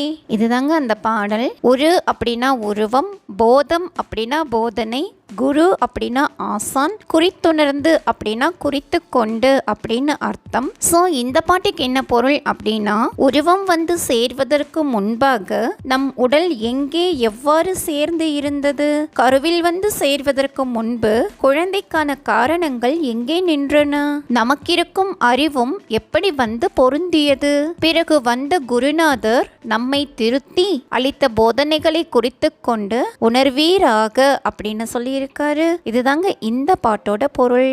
அடுத்தது பாடல் 147. ஆதியுண்டு அந்தம் இல்லை அன்றினாலு வேதமில்லை சோதியுண்டு சொல்லுமில்லை சொல் இறந்தது ஏதுமில்லை ஆதியான மூவரில் அமர்ந்திருந்த வாயுவும் ஆதியன்ற தன்னையும் ஆர் அறிவது அண்ணலே. இதுதாங்க இந்த பாடல். ஆதினா தோற்றம், அந்தம் அப்படின்னா இறுதி, முடிவு அப்படின்னு சொல்லலாம், அன்றி அப்படின்னா தவிர, ஆதியான மூவர் அப்படின்னா பிரம்மா, விஷ்ணு, உருத்ரன், வாயு அப்படின்னா பிராணவாயு, அண்ணல் அப்படின்னா இறைவன். ஸோ இந்த பாட்டோட பொருள் என்ன அப்படின்னா, அனைத்து பொருள்களுக்குமான தோற்றம் தெரிகிறது, ஆனால் அவை போய் மறையும் முடிவு தெரியவில்லை. இதை அறிவதை விட 4 வேதம் ஏதுமில்லை. சோதி தெரிகிறது, அதை உருவாக்கிய சொல் தெரியவில்லை. சொல்லை தவிர எதுவும் இல்லை. உடம்பில் உள்ள பிரம்மா, விஷ்ணு, உருத்ரனுக்குரிய பகுதிகள் 3லும் உள்ள பிராணவாயுக்களும் ஆதி அல்ல. எனவே தன்னை அறிவதும் யாரால் முடியும் அப்படின்னு சொல்லியிருக்காரு. இதுதாங்க இந்த பாட்டோட பொருள். அடுத்தது பாடல் 148. புலால் புலால் புலாலதென்று பேதமைகள் பேசுரீர், புலாலை விட்டு எம்பிரான் பிரிந்திருந்தது எங்கனே, புலாலுமாய் பிதற்றுமாய் பேருலாவும் தானுமாய், புலாலிலே முளைத்தெழுந்த பித்தன் காணும் அத்தனே. இதுதாங்க அந்த பாடல். புலால் அப்படின்னா மாமிசம், பேதமை அப்படின்னா அறியாமை, அத்தன் அப்படின்னா தலைவன், இறைவன் அப்படின்னு சொல்லலாம். ஸோ இந்த பாட்டுக்கு என்ன பொருள் அப்படின்னா, புலால் அதாவது மாமிசம் என்று அறியாமல் இழிவாக பேசுகிறீர்கள். அந்த புலாலை விட்டு இறைவன் பிரிந்திருப்பது இல்லை. புலாலாக அதாவது மாமிசமாக இருப்பதும், அதனை இழித்து பிதற்றி பேசுபவனாக இருப்பதும், அங்குமிங்கும் நடமாடுவதாக இருப்பதும் புலால் ஒன்றில் உருவாகிய பித்தனே ஆவான் என்பதை எம் தலைவனாகிய இறைவன் காண்பான் அப்படின்னு சொல்லியிருக்காரு. இதுதாங்க இந்த பாட்டோட பொருள். அடுத்தது பாடல் 149. உதிரமான பால் குடித்து ஒக்க நீர் வளர்ந்ததும் இரதமாய் இருந்ததொன்று 2 பட்டதென்னலாம், மதிரமாக விட்டதேது மாமிச புலாலதென்று சதிரமாய் வளர்ந்ததேது சைவரான மூடரே. இதுதாங்க அந்த பாடல். உதிரம் அப்படின்னா ரத்தம், ஒக்க அப்படின்னா ஏற்ப, ரதம் அப்படின்னா சாறு, மதிரம் அப்படின்னா இனிய சுவை. சோ இந்த பாட்டோட பொருள் என்ன அப்படின்னா, ரத்தமாக இருப்பதுதான் பிறகு உடலில் ஏற்படும் ரசாயன மாற்றத்தால் பால் ஆகிறது. அதை குடித்தே அதற்கு ஏற்ப நீங்கள் வளர்ந்தீர்கள். ரசமாக இருக்கும் ஒரு பொருள்தான் விந்து என்றும் முட்டை என்றும் ஆணிடத்தும் பெண்ணிடத்தும் உண்டானது. அது இனிய சுவை கொண்டதும் இல்லை. அந்த ரசமே மாமிசமாக அல்லது புலாலாக திறமையுடன் உண்டானது என்று சைவர்களாகிய மூடரே அறிந்து கொள்ளுங்கள் அப்படின்னு சொல்லியிருக்காரு. இதுதாங்க இந்த பாட்டோட பொருள். அடுத்தது பாடல் 150. உண்ட கல்லை எச்சிலென்று உள்ளெறிந்து போடுறீர், கண்ட எச்சில் கையலோ பரமனுக்கு ஏறுமோ, கண்ட எச்சில் கேளடா கலந்த பாணி அப்பிலே, கொண்ட சுத்தம் ஏதடா குறிப்பில்லாத மூடரே. இதுதாங்க அந்த பாடல். உண்டக்கல் அப்படின்னா உணவு உண்ட கல் பாத்திரம், பரமன் அப்படின்னா இறைவன், பாணி அப்படின்னா கை, அப்பு அப்படின்னா நீர். சோ இந்த பாட்டுக்கு என்ன பொருள் அப்படின்னா, குறிப்பில்லாத மூடர்களே, உணவு உண்ட கல்பாத்திரத்தை எச்சில் பட்டுவிட்டதாக கருதி எரிந்து விடுகிறீர்கள். உங்கள் கைகளிலும் கூடத்தானே அந்த எச்சில் பட்டது. அது மட்டும் இறைவனுக்கு ஏற்குமா? எச்சிலாக கண்டவை எவை? கையில் எச்சில் கலந்தது என்று நீரிலே கழுவி விட்டால் மட்டும் சுத்தமாகி விடுமா அப்படின்னு கேட்டிருக்காரு. இதுதாங்க இந்த பாட்டோட பொருள். இப்போ நம்ம பார்க்க போற பாடல் 151. ஓதி வைத்த நூல்களும் உணர்ந்து கற்ற கல்வியும் மாது மக்கள் சுற்றமும் மறக்க வந்த நித்திரை, ஏது புக்கு ஒளித்ததோ எங்குமாகி நின்றதோ, சோதி புக்கு ஒளித்த மாயம் சொல்லடா சுவாமியே. இதுதாங்க அந்த பாடல். மாது அப்படின்னா மனைவி, மக்கள் அப்படின்னா பிள்ளைகள், சுற்றம் அப்படின்னா உறவினர், நித்திரைனா தூக்கம், புக்கு அப்படின்னா புகுந்து. சோ இந்த பாட்டுக்கு என்ன பொருள் அப்படின்னா, கற்ற நூல்களும் உணர்வோடு கற்ற கல்வியும் மனைவி, பிள்ளைகள், உறவினர் ஆகிய யாவரும் தூக்கத்தில் மறப்பதை போன்று ஒரு காலத்தில் மறக்க வேண்டியவையே ஆகும். மறந்த பின் அவை எங்கே போய் புகுந்து கொண்டன, அல்லது எங்கெங்கும் நிறைந்து விட்டனவா, அல்லது உடலை எரித்த போது அது அங்கே போய் மறைந்த மாயத்தை சுவாமியே கூறுவீராக அப்படின்னு சொல்லியிருக்காரு. இதுதாங்க இந்த பாட்டோட பொருள். அடுத்தது பாடல் 152. ஈனெருமையின் கழுத்தில் இட்ட போட்ட நங்கள் போல் 3-4 சீலையில் முடிந்த விழ்க்கும் மூடர்கால் 3-4 லோகமும் முடிவில்லாத மூர்த்தியை ஊனி ஊனி நீர் முடிந்த உண்மை என்ன உண்மையே. இதுதாங்க அந்த பாடல். பொட்டனங்கள் அப்படின்னா பொட்டலங்கள், மூடர்கால் அப்படின்னா அறிவற்றவர்களே, மூர்த்தி அப்படின்னா இறைவன், ஊனி அப்படின்னா நினைத்து. ஸோ இந்த பாட்டுக்கு என்ன பொருள் அப்படின்னா, எருமையின் கழுத்தில் கட்டிய பொட்டலங்கள் போல் அடக்கம் செய்யும் போது பிணத்தின் கழுத்தில் துணியில் முடித்த பைகளை தொங்க விடுவர் சிலர், இவற்றை பாடையில் தொங்க விடுவர். இவற்றில் இறந்தவர் மூவுலகமும் போகும் அளவு உண்பதற்கான பண்டங்களை வைப்பார்கள். மூன்றுலகமும் முடிந்த பிறகும் முடியாது எங்கும் பரந்துள்ள இறைவனை நினைத்து நீங்கள் முடித்து வைத்த பைகளுக்கு என்ன காரணம் கூறுவீர்கள்? இறந்த பிறகு இறைவனுடைய திருவடிகளை அடைவது ஆன்மாவே அன்றி உடல் அல்ல. எனவே இத்தகைய சடங்குகள் தேவையற்றவை அப்படின்னு சொல்லியிருக்காரு. இதுதாங்க இந்த பாட்டோட பொருள். அடுத்தது பாடல் 153. சாவல் 4 குஞ்சு அஞ்சு தாயதான ஆறு போல் காயமான கூட்டிலே கலந்து சண்டை கொள்ளுதே, கூவமான கிழநரி கூட்டிலே புகுந்த பின் சாவல் 4 குஞ்சு அஞ்சும் தாம் இறந்து போனதே. இதுதாங்க அந்த பாடல். சாவல் அப்படின்னா சேவல், காயம் அப்படின்னா உடல். ஸோ இந்த பாட்டுக்கு என்ன பொருள் அப்படின்னா, 4 சேவல்களையும் 5 பெட்டை குஞ்சுகளையும் ஒரே கூட்டில் அடைத்து வைத்ததால் அவை ஒன்றுக்கொன்று சண்டையிட்டன. ஆனால் கூவத்தில் இருந்து கிழட்டு நரி கூட்டுக்குள் நுழைந்ததும் சேவலும் பெட்டையுமான அவை யாவுமே இறந்து போயின. அதுபோலவே மனம், புத்தி, சித்தம், அகங்காரம் ஆகிய 4 பஞ்ச பூதங்களும் ஆன்மாவும் நம் உடம்பான கூட்டில் இருந்து 5 புலன்களாக சண்டையிட்டு கொண்டிருக்கிறது. இந்த உயிரை உடம்பில் புகுந்து யமன் கொண்டு போய்விட்டால் அந்த கரணங்கள் 4 பஞ்சபூதங்களும் மறைந்து போய்விடும் என்பதையும் அனைத்து தத்துவங்களும் ஆன்மாவில் அடங்கிவிடும் என்பதையும் அறிந்து கொள்வீர்களாக அப்படின்னு சொல்லியிருக்காரு. இதுதாங்க இந்த பாட்டோட பொருள். அடுத்தது பாடல் 154. மூலமாம் குளத்திலே முளைத்தெழுந்த கோரையை காலமே எழுந்திருந்து 4 கட்டு அரிப்பிரேல் பாலனாகி வாழலாம் பரபிரமம் ஆகலாம் ஆலமுண்ட கண்டர் பாதம் அம்மை பாதம் உண்மையே. இதுதாங்க இந்த பாடல். மூலம் அப்படின்னா மூலாதாரம். இது குலமாக உருவகம் செய்யப்பட்டது. முளைத்தெழுந்த கோரை அப்படின்னா சுழுமுனை நாடி. இது கோரையாக உருவகம் செய்யப்பட்டது. 4 கட்டு அப்படின்னா 4 நாழிகை. பரபிரமம் அப்படின்னா இறைவன். ஸோ இந்த பாட்டுக்கு என்ன பொருள் அப்படின்னா, மூலாதாரம் என்ற குலத்திலே முளைத்த கோரையான சுழுமுனை நாடியை காலையில் எழுந்து 4 நாழிகை யோகம் செய்தால் இளமை பெற்று வாழலாம், இறைவனாகவும் ஆகலாம். ஆழகால நஞ்சை உண்ட திருநீல கண்டர் மற்றும் அம்மையின் திருவடிகளையும் வணங்கி கூறுகிறேன், இது உண்மையே ஆகும் அப்படின்னு சொல்லியிருக்காரு. இதுதாங்க இந்த பாட்டோட பொருள். அடுத்தது பாடல் 155. செம்பினில் களிம்பு வந்து சீதரங்கள் போலவே அம்பினில் எழுதொணாத அணியரங்க சோதியை வெம்பி வெம்பி வெம்பியே மெலிந்து மேல் கலங்கிட செம்பினில் களிம்பு விட்ட சேதி ஏது காணுமே. இதுதாங்க அந்த பாடல்.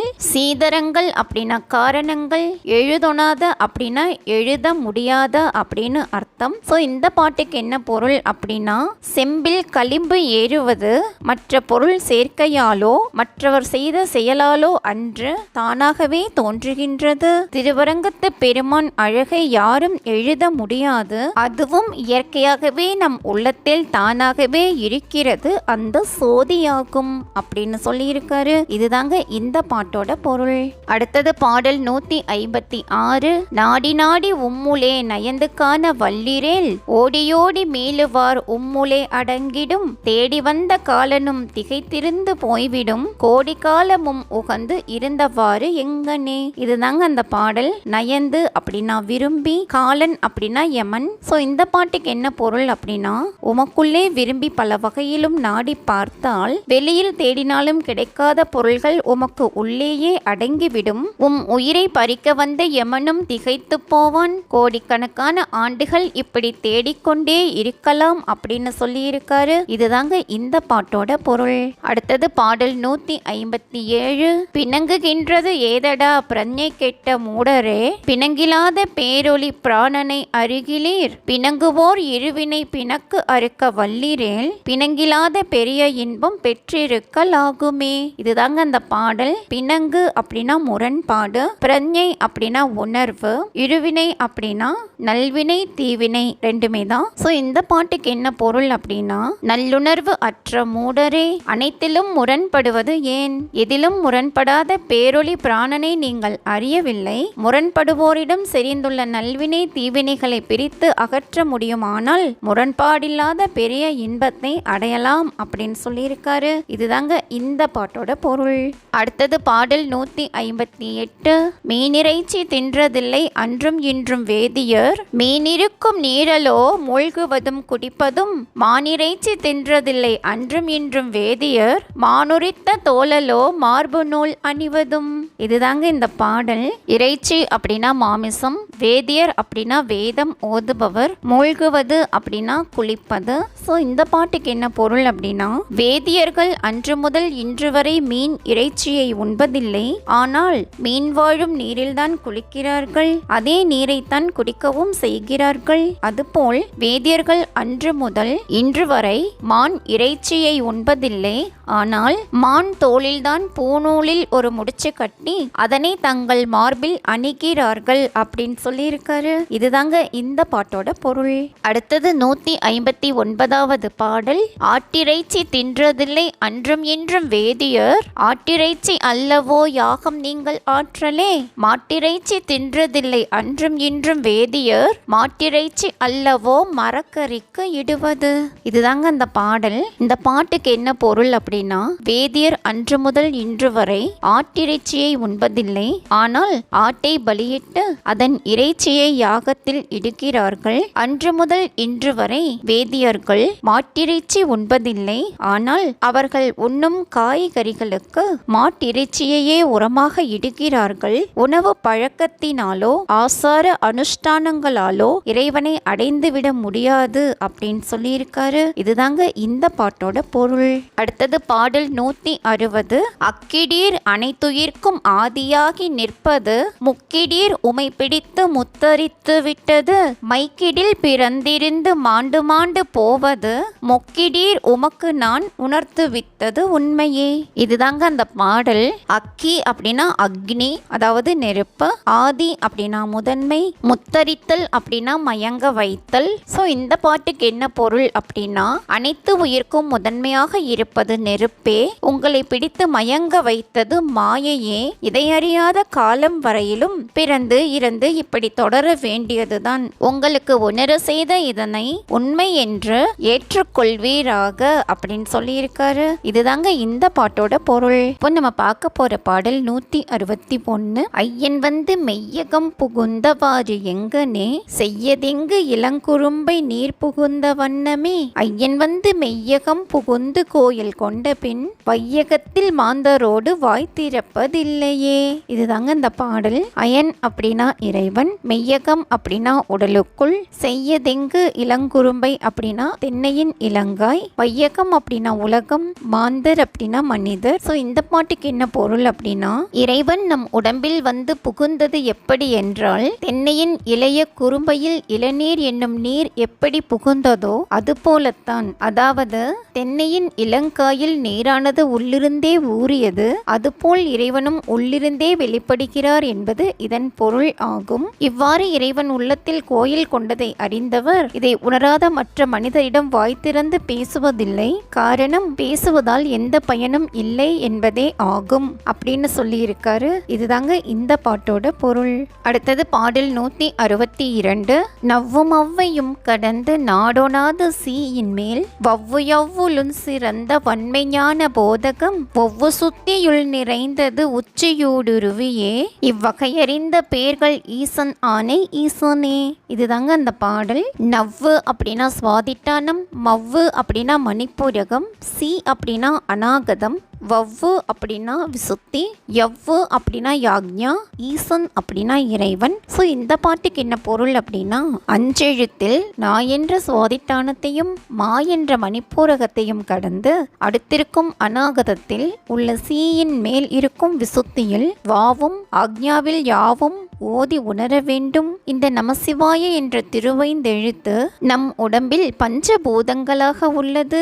மூலாதாரத்தில் ஓம் என்ற எழுத்தால் குண்டலினி சக்தியை பிராணாயாமத்தால் மேலேற்றி நினைவால் ஓம் நமசிவாய என்று ஓதி ஒவ்வொரு சக்கரத்திலும் அதற்குரிய எழுத்தை நிறுத்தி பயிற்சி செய்ய வேண்டும். தூலத்தில் இருக்கும் திருவைந்தெழுத்தே உள்ளே சூட்சுமமாகவும் ஞானபோத பொருளாகவும் இருக்கிறது. அதுவே உச்சியில் உள்ள மெய்ப்பொருள். இதற்குள் இறைவன் சோதி வடிவில் இருப்பதை உணர்ந்து சிவாய நம ஓம் என்னும் திருவைந்தெழுத்து மந்திரத்தை அங்கு நிறுத்தி தியானிக்க வேண்டும்.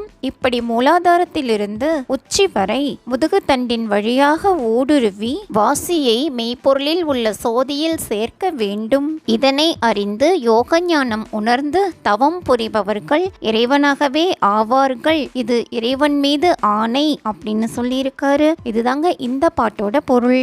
அடுத்தது பாடல் 163. அக்கரம் அநாதியோ ஆத்துமம் அநாதியோ புக்கிருந்த பூதமும் புலன்களும் அநாதியோ தர்க்கமிக்க நூல்களும் சாத்திரம் அநாதியோ தர்பரத்தை ஊடறுத்த சர்க்குரு அநாதியோ. இதுதாங்க அந்த பாடல். அநாதி அப்படின்னா தோன்றியது எப்பொழுது என்று கண்டறிய முடியாதது. தர்பரம் அப்படின்னா இறைவன், அக்கரம் அப்படின்னா எழுத்து. ஸோ இந்த பாட்டுக்கு என்ன பொருள் அப்படின்னா எழுத்து அநாதியோ, ஆன்மா அதாவது உயிர் அநாதியா, தத்துவங்களாக விரிந்த பஞ்சபூதங்களும் புலன்களும் அநாதியா, தர்க்கம் மிகுந்த நூல்கள் சாத்திரங்கள் ஆகியவை அநாதியா, இறைவனையே சார்ந்து இறைவனாக வெளிப்படும் சர்க்குரு அநாதியா, ஆராய்ந்து உணர்வீராக அப்படின்னு சொல்லியிருக்காரு. இதுதாங்க இந்த பாட்டோட பொருள். அடுத்தது பாடல் 164. பார்த்ததேது பார்த்திடில் பார்வையோடு அழிந்திடும் சுத்ததாய் இருப்பிரேல் குறிப்பிலச் சிவமதாம் பார்த்த போதெல்லாம் பார்வையும் இகந்த நீர் பூத்த பூவும் காயுமாய் பொருந்து வீர் பிறப்பிலே. இதுதாங்க அந்த பாடல். சிவம் அப்படின்னா செம்மையான ஒளிவடிவில் இருக்கும் சிவபெருமான். ஸோ இந்த பாட்டுக்கு என்ன பொருள் அப்படின்னா இறைவன் அருட்பெருஞ்சோதி வடிவில் இருக்கிறான். அவனை பார்த்தவர் யார்? அவ்வாறு பார்த்தால் அந்த பார்வை ஒளியை பார்க்க இயலாது அழிந்து போகும். அப்படி அழியாது பார்த்திருக்க இயலுமானால் அவர் சிவபெருமானே ஆவார். பார்த்த பின் பார்வை அழியுமானால் அவர் பூவும் காயும் போல பூமியில் பிறந்து இறந்து தொடர்வார்கள் அப்படின்னு சொல்லியிருக்காரு. இதுதாங்க இந்த பாட்டோட பொருள். அடுத்தது பாடல் 165.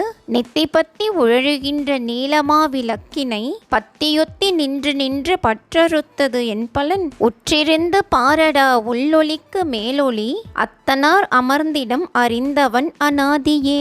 இதுதாங்க அந்த பாடல். உழழும் அப்படின்னா அசையும், அத்தனார் அப்படின்னா இறைவன். ஸோ இந்த பாட்டுக்கு என்ன பொருள் அப்படின்னா நெற்றியை பற்றி கொண்டு அசையும் நீலச் சுடர் ஒளியை மனத்தில் பற்றி நின்று பற்றை அறுத்து நிற்பது மட்டும் போதாது, அதனால் எப்பயனும் இல்லை. உற்று அதனை மனக்கண்ணில் பார்க்க வேண்டும். உள்வொளியின் மேல் உள்ள ஒளியாகவும் உள்ளுக்குள்ளும் வெளியும் அதாவது புற ஒளியாகவும் இறைவன் அமர்ந்த இடமாகவும் அநாதி காலமாக விளங்குவது இதுவே ஆகும் அப்படின்னு சொல்லியிருக்காரு. இதுதாங்க இந்த பாட்டோட பொருள். அடுத்தது பாடல் 166. நீரையள்ளி நீரில் விட்டு நீ நினைத்த காரியம் ஆரையுண்ணி நீரெல்லாம் அவத்திலே இறைக்கிறீர் வேரையுண்ணி வித்திலே முளைத்தெழும் சீரையுண்ண வல்லிரேல் சிவபதங்கள் சேரலாம். இதுதாங்க அந்த பாடல். ஆரையுண்ணி அப்படின்னா யாரை நினைத்து, அவத்திலே அப்படின்னா வீணிலே, வித்து அப்படின்னா விதை, சீர் அப்படின்னா இறைவன், சிவபதம் அப்படின்னா சிவபெருமானின் திருவடிகள். ஸோ இந்த பாட்டுக்கு என்ன பொருள் அப்படின்னா மக்களே, நீங்கள் உங்கள் கைகளில் நீரை அள்ளி கடவுளை எண்ணி பிரார்த்தனை செய்து அதை மீண்டும் நீரிலேயே விட்டு நினைத்த செயல் நடக்க வேண்டும் என்று வேண்டுகின்றீர்கள். யாரை நினைத்து, எந்த சிறு தெய்வத்தை நினைத்து நீரை இப்படி வீணே இறைக்கிறீர்கள்?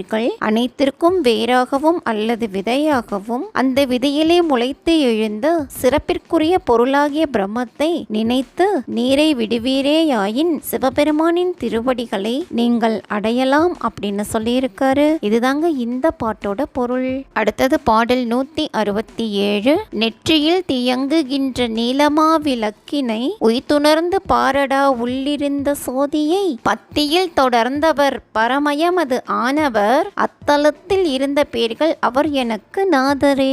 இதுதாங்க அந்த பாடல். தியங்குகின்ற அப்படின்னா விளங்குகின்ற, பரமயம் அப்படின்னா இறைமயம், நாதர் அப்படின்னா தலைவர், இறைவன் அப்படின்னும் சொல்லலாம். ஸோ இந்த பாட்டுக்கு என்ன பொருள் அப்படின்னா நெற்றியில் விளங்கும் நீலச் சுடர் பதிந்த ஒளியை உய்த்து உணர்ந்து பார்ப்பீராக உள்ளிருக்கும் அருட்பெருஞ்சோதியை பக்தியுடன் தொடர்ந்து நோக்கியவர் இறைமயமாகவே ஆகிவிடுவர். அந்த இடத்தில் இருப்பவரே எனக்கு தலைவராவார் அப்படின்னு சொல்லியிருக்காரு. இதுதாங்க இந்த பாட்டோட பொருள். அடுத்தது பாடல் 168. கருத்தரிக்கும் முன்னெலாம் காயம் நின்றது எவ்விடம், உருத்தரிக்கும் முன்னெலாம் உயிர்ப்பு நின்றது எவ்விடம், அருள் தரிக்கும் முன்னெலாம் ஆசை நின்றது எவ்விடம், திருக்கு அறுத்து கொண்டதே சிவாயம் என்று கூறுவீர். இதுதாங்க அந்த பாடல். காயம் அப்படின்னா உடம்பு, உயிர்ப்பு அப்படின்னா உயிர், திருக்கு அப்படின்னா குழப்பம். ஸோ இந்த பாட்டுக்கு என்ன பொருள் அப்படின்னா, உடம்பானது கருவில் உருவாவதற்கு முன்பு அது எங்கே காத்திருந்தது, உருவம் உடம்பிற்கு உண்டாவதற்கு முன்பு உயிர் எவ்விடம் இருந்தது, அருளால் உணர்வு வருவதற்கு முன்பு ஆசை எங்கே நின்றது, இத்தகைய குழப்பங்களை எல்லாம் போக்குவது சிவாய நம என்னும் மந்திர தியானமே ஆகும் அப்படின்னு சொல்லியிருக்காரு. இதுதாங்க இந்த பாட்டோட பொருள்.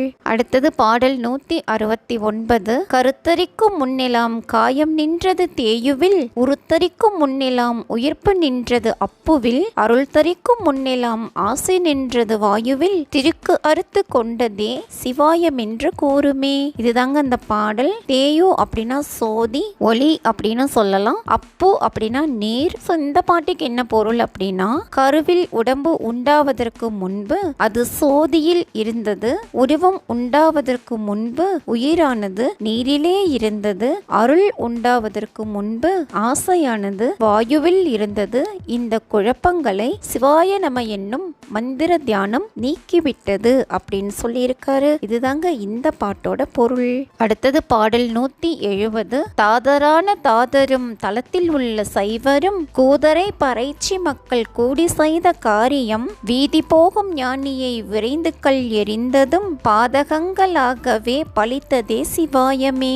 இதுதாங்க அந்த பாடல். தாதர் அப்படின்னா சேவகர், அதாவது பணிவிடை செய்பவர்கள். கூதர் அப்படின்னா இழிந்த சாதியினர் என கூறப்படுபவர்கள். பாதகங்கள் அப்படின்னா பாவங்கள். சோ இந்த பாட்டுக்கு என்ன பொருள் அப்படின்னா, சேவகரும் மேன்மக்களாகிய சைவரும் சாதியில் இழிந்தவர் என்று கூறப்படும் பறைச்சியரோடு கூடியதும் வீதி வழியே செல்லும் ஞானியை கல்லால் எறிவதும் ஆகிய இச்செயல்கள் அனைத்தும் பாவங்களாகவே பழித்துவிடும் அப்படின்னு சொல்லியிருக்காரு. இதுதாங்க இந்த பாட்டோட பொருள். இப்போ நம்ம பார்க்க போற பாடல் 171. ஓடியோடி பாவி அழைத்து உள்ளங்கால் வெளுத்ததும், பாவியான பூனை வந்து பாலிலே கொதித்ததும், பணிக்கன் வந்து பார்த்ததும் பாரமில்லை என்றதும், இழையருந்து போனதும் என்ன மாயம் ஈசனே. இதுதாங்க அந்த பாடல். உள்ளங்கால் வெளுத்தது அப்படின்னா, பாவி ஒருவன் ஒரு பெண்ணிடம் கொண்ட சேர்க்கை ஒரு நாள் வெளிப்பட்டது. பூனை வந்து பாலிலே குதித்தல் அப்படின்னா,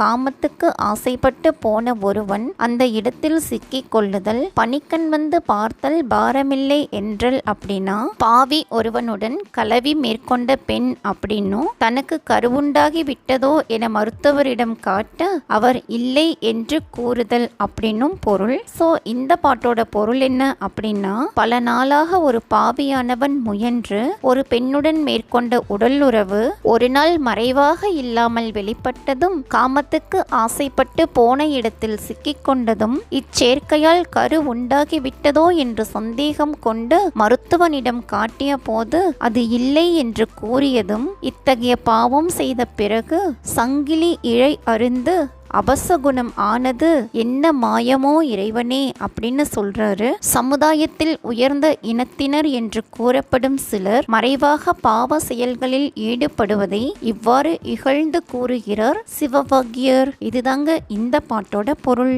அடுத்தது பாடல் 172. சதுரம் 4 மறையும் 8 தானதங்கி 3மே எதிரதான வாயுவாறு என்னும் வட்டம் மேவியே, உதிரந்தான் வரைகள் 8 என்னுமென் சிறு மேல் கதிரதான காயகத்தில் கலந்தெழுந்த நாதமே. இதுதாங்க அந்த பாடல். சதுரம் 4 அப்படின்னா சதுரமாகவும் 4 இதழ் தாமரையும் கொண்ட மூலாதாரம், காயகம் அப்படின்னா உடம்பு. ஸோ இந்த பாட்டுக்கு என்ன பொருள் அப்படின்னா, சதுரமாகவும் 4 இதழ் தாமரையும் கொண்ட மூலாதாரமும், அநாகதத்தின் கீழ் உள்ள 8 இதழ் தாமரையும், சூரியன் சந்திரன் அக்னி என்ற 3 சுடர்களும் கொண்ட புருவ நடு பகுதியும், வாயுவின் அறுகோணத்தை அடையாளமாக கொண்ட மார்பு நடுச்சக்கரமும் ஆகிய வட்டங்கள் மேவி 8 திசை மலைகள் என்று என்னும்படியான தலையின் மேல் உடம்பில் உண்டாகிய நாதம் கலந்து செல்லும் அப்படின்னு சொல்லியிருக்காரு. இதுதாங்க இந்த பாட்டோட பொருள். அடுத்தது பாடல் 173. 4 6 10 மேல் 4 3 இட்ட பின் மேலு 10 6 மேதிரண்டதொன்றுமே கோழி அஞ்செழுத்துளே குருவிருந்து கூறிடில் தோளுமேனி நாதமாய் தோற்றி நின்ற கோசமே. இதுதாங்க அந்த பாடல். தோழிமேனு நாதம் அப்படின்னா தோல் கருவியில் தோன்றும் ஓசை போன்ற நாதம், தோற்றம் அப்படின்னா தோன்றும், கோசம் அப்படின்னா உடம்பு. சோ இந்த பாட்டுக்கு என்ன பொருள் அப்படின்னா 4 இதழ் கொண்ட மூலாதாரம், 6 இதழ் கொண்ட சுவாதிட்டானம், 10 இதழ் கொண்ட மணிப்பூரகம், 12 இதழ் கொண்ட அநாகதம், 16 இதழ் கொண்ட விசுத்தி, 2 இதழ் கொண்ட ஆக்ஞேயம். இப்படிப்பட்ட 6 யோக ஆதாரங்களில் உணர்வை எழுப்பி திருவைந்தெழுத்துடன் வாசயோகமும் செய்து குருவை நினைத்து தியானம் செய்தால் தோல் கருவியில் தோன்றும் ஓசை போன்ற நாதம் தோன்றும் அப்படின்னு சொல்லியிருக்காரு. இதுதாங்க இந்த பாட்டோட பொருள். அடுத்தது பாடல் 174. கோசமாய் எழுந்ததும் கூடுருவி நின்றதும் தேசமாய் பேரந்ததும் சிவாயம் அஞ்செழுத்துமே ஈசனார் இருந்திடம் அநேக அநேக மந்திரம் ஆகமம் நிறைந்து நின்ற 54 எழுத்துமே. இதுதாங்க அந்த பாடல். கூடு அப்படின்னா உடல், தேசம் அப்படின்னா ஒளி, அநேகம் அப்படின்னா எண்ணற்ற. சோ இந்த பாட்டோட பொருள் என்ன அப்படின்னா இணைந்து நாதமாக எழுந்ததும் உடலை விட்டு வெளியேறி நின்றதும் ஒளியோடு பிறந்ததும் சிவாய நம என்னும் 5 எழுத்துமே ஆகும். இறைவன் இருக்கும் இடம் அநேக மந்திரங்கள் ஆகும். வடமொழி எழுத்துக்கள் 51மே ஆகமம் ஆகும் என்று உணர்வீராக அப்படின்னு சொல்லியிருக்காரு. இதுதாங்க இந்த பாட்டோட பொருள். அடுத்தது பாடல் 175. அங்கலிங்க பீடமாய் 2 எழுத்திலும் பொங்கு தாமரையினும் பொருந்துவார் அகத்தினும் பங்கு கொண்ட சோதியும் பரந்த அஞ்செழுத்துமே சிங்கநாத ஓசையும் சிவாயம் அல்லது இல்லையே. இதுதாங்க இந்த பாடல். அங்கம் அப்படின்னா உடல், 2 எழுத்து அப்படின்னா 10 எழுத்துக்கள். அது நம சிவாய என்பதும் சிவாய நம என்பதுமே ஆகும். ஸோ இந்த பாட்டோட பொருள் என்ன அப்படின்னா தம் உடலையே லிங்கமாக கொண்டு அடியில் நம சிவாயமும் வானத்தில் சிவாய நம என்னும் ஆக 10 எழுத்திலும் 6 ஆதாரங்களில் உள்ள தாமரைகளிலும் இதை நினைப்பவர் மனத்திலும் ஒளி வீசும் சோதியும் 5 எழுத்தால் பரவியதாகும். சிங்கம் போன்ற கம்பீரமாக வரும் நாத ஓசையும் சிவாய நம என்பதால் வந்ததே ஆகும் அப்படின்னு சொல்லியிருக்காரு. இதுதாங்க இந்த பாட்டோட பொருள். அடுத்தது பாடல் 176. உவமையிலா பேரொளிக்குள் உருவமானது எவ்விடம் உவமையாகி அண்டத்துள் உருவி நின்றது எவ்விடம் தவமதான பரமனார் தரித்து நின்றது எவ்விடம் தற்பரத்தில் ஜலம் பிறந்து தாங்கி நின்றது எவ்விடம். இதுதாங்க அந்த பாடல். அண்டம் அப்படின்னா உலகம், உருவி அப்படின்னா வெளிப்பட்டு, பரமனார் அப்படின்னா இறைவன், ஜலம் அப்படின்னா நீர். ஸோ இந்த பாட்டோட பொருள் என்ன அப்படின்னா உவமை சொல்ல இயலாத இறைவனின் பேரொளிக்குள் உருவங்கள் தோன்றியது எவ்விடம் விளங்கும்படியான அண்டங்களில் இருந்து இறைவன் வெளிப்பட்டு நின்றதும் எவ்விடம் இவற்றை செய்ய இறைவன் தவம் செய்த இடம் எந்த இடம் எல்லாம் தோன்றுவதற்கான நீரானது கடவுளிலிருந்து தோன்றியதும் அது தாங்கி நிற்பதும் தான் எந்த இடம் அப்படின்னு சொல்லியிருக்காரு. இதுதாங்க இந்த பாட்டோட பொருள். அடுத்தது பாடல் 177. சுகமதாக எருது 3 கன்றை ஈன்றது எவ்விடம் சொல்லி கீழு லோகம் 7 நின்றவாறது எவ்விடம் அளவதான மேருவும் அமைவதானது எவ்விடம் அவனும் அவளும் ஆடலால் அருஞ்சீவன் பிறந்ததே. இதுதாங்க இந்த பாடல். எருது அப்படின்னா மனமானது இவ்வாறு உருவகம் செய்யப்பட்டது. 3 கன்று அப்படின்னா புத்தி, சித்தம், அகங்காரம். ஸோ இந்த பாட்டுக்கு பொருள் என்ன அப்படின்னா மாடு போல் கட்டுப்பாடு இல்லாமல் திரியும் மனதில்தான் புத்தி, சித்தம், அகங்காரம் ஆகிய 3ம் பிறந்தன. அந்த 4 அந்த கரணங்களும் உடம்பில் எங்கு இருக்கின்றன? சொல்லும் வார்த்தைகள் தோன்றுவதும் 7 உலகங்களாக நின்றதும் அதுவாக இருப்பதும் எவ்விடம் அவளதான வாழைமேறு சக்கரமாகவும் அம்மையான மனோன்மணியாகவும் அமர்ந்திருப்பது எந்த இடம்? சிவனும் சக்தியும் ஆடியே உயிர் பிறந்தது. எல்லாம் சிவசக்தியின் திருவிளையாடல் என்பதை புரிந்து தியானம் செய்து இந்த உயிரை சிவனோடு சேர்ப்பீராக அப்படின்னு சொல்லியிருக்காரு. இதுதாங்க இந்த பாட்டோட பொருள். அடுத்தது பாடல் 178. உதிக்கும் என்றது எவ்விடம், ஒடுங்குகின்றது எவ்விடம், கதிக்கு நின்றது எவ்விடம், கன்றுறக்கம் எவ்விடம், மதிக்க நின்றது எவ்விடம், மதிமயக்கம் எவ்விடம், விதிக்க வல்ல ஞானிகால் விரித்துரைக்க வேணுமே. இதுதாங்க அந்த பாடல். உதிக்கும் அப்படின்னா தோன்றும், ஒடுங்குதல் அப்படின்னா ஒதுங்குதல், கன்றுறக்கம் அப்படின்னா குழந்தை உறங்குவது, ஞானிகால் அப்படின்னா ஞானிகளே, விரித்துரைத்தல் அப்படின்னா ஆராய்ந்து அறிந்து கூறுதல் அப்படின்னு அர்த்தம். ஸோ இந்த பாட்டுக்கு என்ன பொருள் அப்படின்னா, உயிர் உண்டாகும் இடம் எது, அது வளர்வதற்கு ஒதுங்கும் இடம் எது, பின்னர் விளங்கி தோன்றும் இடம் எது, அது உறங்குவது எவ்விடத்தில், உயிர் உண்டான அதாவது குழந்தை பிறந்த பெண்ணுக்கு அதை உறுதி செய்வது எங்கு, உறுதி செய்ய இயலாமல் குழந்தை கரு களைவதை அறிவது எங்கு, ஞானிகளே இவைகளை ஆராய்ந்து கூறுவீர்களாக அப்படின்னு சொல்லியிருக்காரு. இதுதாங்க இந்த பாட்டோட பொருள். அடுத்தது பாடல் 179. திரும்பியாடு வாசலிட்டு திறமுறைத்த வாசலிட்டு மருங்கிலாத கோலமிட்டு வன்னியாடு வாசலிட்டு துரும்பிலாத கோலமிட்டு கத்தி வந்த மருளரே அரும்பிலாத பூவும் உண்டு ஐயன் ஆணை உண்மையே. இதுதாங்க அந்த பாடல். மருளரே அப்படின்னா மதிமயங்கும் மனிதரே, வன்னி அப்படின்னா நெருப்பு, ஐயன் அப்படின்னா இறைவன். ஸோ இந்த பாட்டோட பொருள் என்ன அப்படின்னா, யோக ஆதாரங்கள் 6, இந்திர யோனி எனப்படும் உள்நாக்கு துளை 1, உச்சந்தலை 1 ஆக இவை 8ம் யோகம் பயில்வதற்கு உரிய 8 இடங்கள் ஆகும். தாமரை கவிழ்ந்தது போல் இவை இருக்கும். இவற்றில் யோக அனுபவம் ஏறும்போது தலையை உச்சத்தில் திருப்பும். எனவே இவற்றை திரும்பியாடு வாசல் 8 அப்படின்னு சொல்லியிருக்காரு. மனத்தால் எண்ணி இவ்விடங்களை உணர்வதால் திறம் உரைத்த வாசல் 8 அப்படின்னு சொல்லியிருக்காரு. கண்களால் கண்டால் அருகில் தோன்றாத உருவத்தை உடையவை என்பதால் மருங்கு அதாவது அருகில் இல்லாத கோலத்தை உடையது அப்படின்னு சொல்லியிருக்காரு. இவற்றிலும் நெருப்பு உள்ளது. குண்டலினி நெருப்பானது நாடி வழியாக வரும்போது இங்கிருக்கும் தீயுடன் சேரும் என்பதால் வன்னியாடு வாசல் 8 அப்படின்னு சொல்லியிருக்காரு. உடம்பில் குற்றம் உண்டாகும், ஆனால் இந்த 6 யோக ஆதாரங்களில் குற்றம் சிறிதும் இல்லை என்பதால் துரும்பில்லாத கோலம் அப்படின்னு சொல்லியிருக்காரு. இவை அறியாமல் மயங்கும் மனிதரே, அரும்பில்லாமல் மலர்ந்த யோக தாமரைகளும் உள்ளன. இறைவன் ஆணையால் இவை உள்ளன என்ற உண்மையை அறிவீராக அப்படின்னு சொல்லியிருக்காரு. இதுதாங்க இந்த பாட்டோட பொருள்.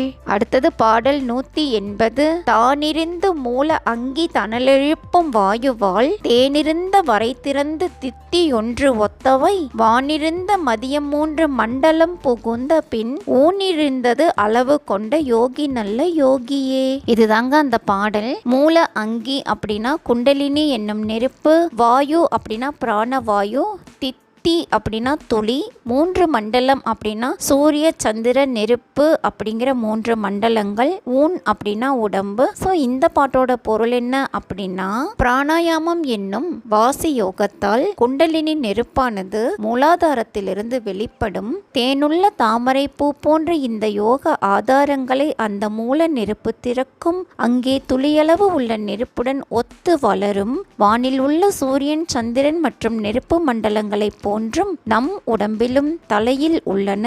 அங்கே அனைத்தும் சேரும். அங்கே இவை இருப்பதனால்தான் உடம்பு உயிருடன் இருக்கிறது என்ற இந்த உண்மையை அறிந்து கொண்டவர்களே நல்ல யோகிகள் ஆவார்கள் அப்படின்னு சொல்லியிருக்காரு. இதுதாங்க இந்த பாட்டோட பொருள். இப்போ நம்ம பார்க்க போற பாடல் 181. முத்தனாய் நினைந்த போது முடிந்த அண்டத்து உச்சி மேல் பத்தனாரும் அம்மையும் பரிந்து ஆடல் ஆடினார். உத்தரான ஞானிக்கால் தில்லையாடல் என்பீர்கால் அத்தன் ஆடல் உற்ற போது அடங்கல் ஆடல் உற்றதே. இதுதாங்க அந்த பாடல். முத்தன் அப்படின்னா ஜீவன் முத்தன், வீடு பேரு எய்தியவர்கள் அப்படின்னு சொல்லலாம். அண்டத்து உச்சி அப்படின்னா பிரபஞ்சத்தின் மேல் அப்படின்னும், அத்தன் அத்தன் இதெல்லாமே இறைவனை குறிக்கக்கூடிய சொற்கள். அடங்கல் அப்படின்னா இறைவன் படைப்பில் அடங்கியவை அனைத்தும் அப்படின்னும் அர்த்தம். ஸோ இந்த பாட்டுக்கு என்ன பொருள் அப்படின்னா, நீங்கள் உங்களை சீவன் முத்தராக பாவித்து வாழும் போது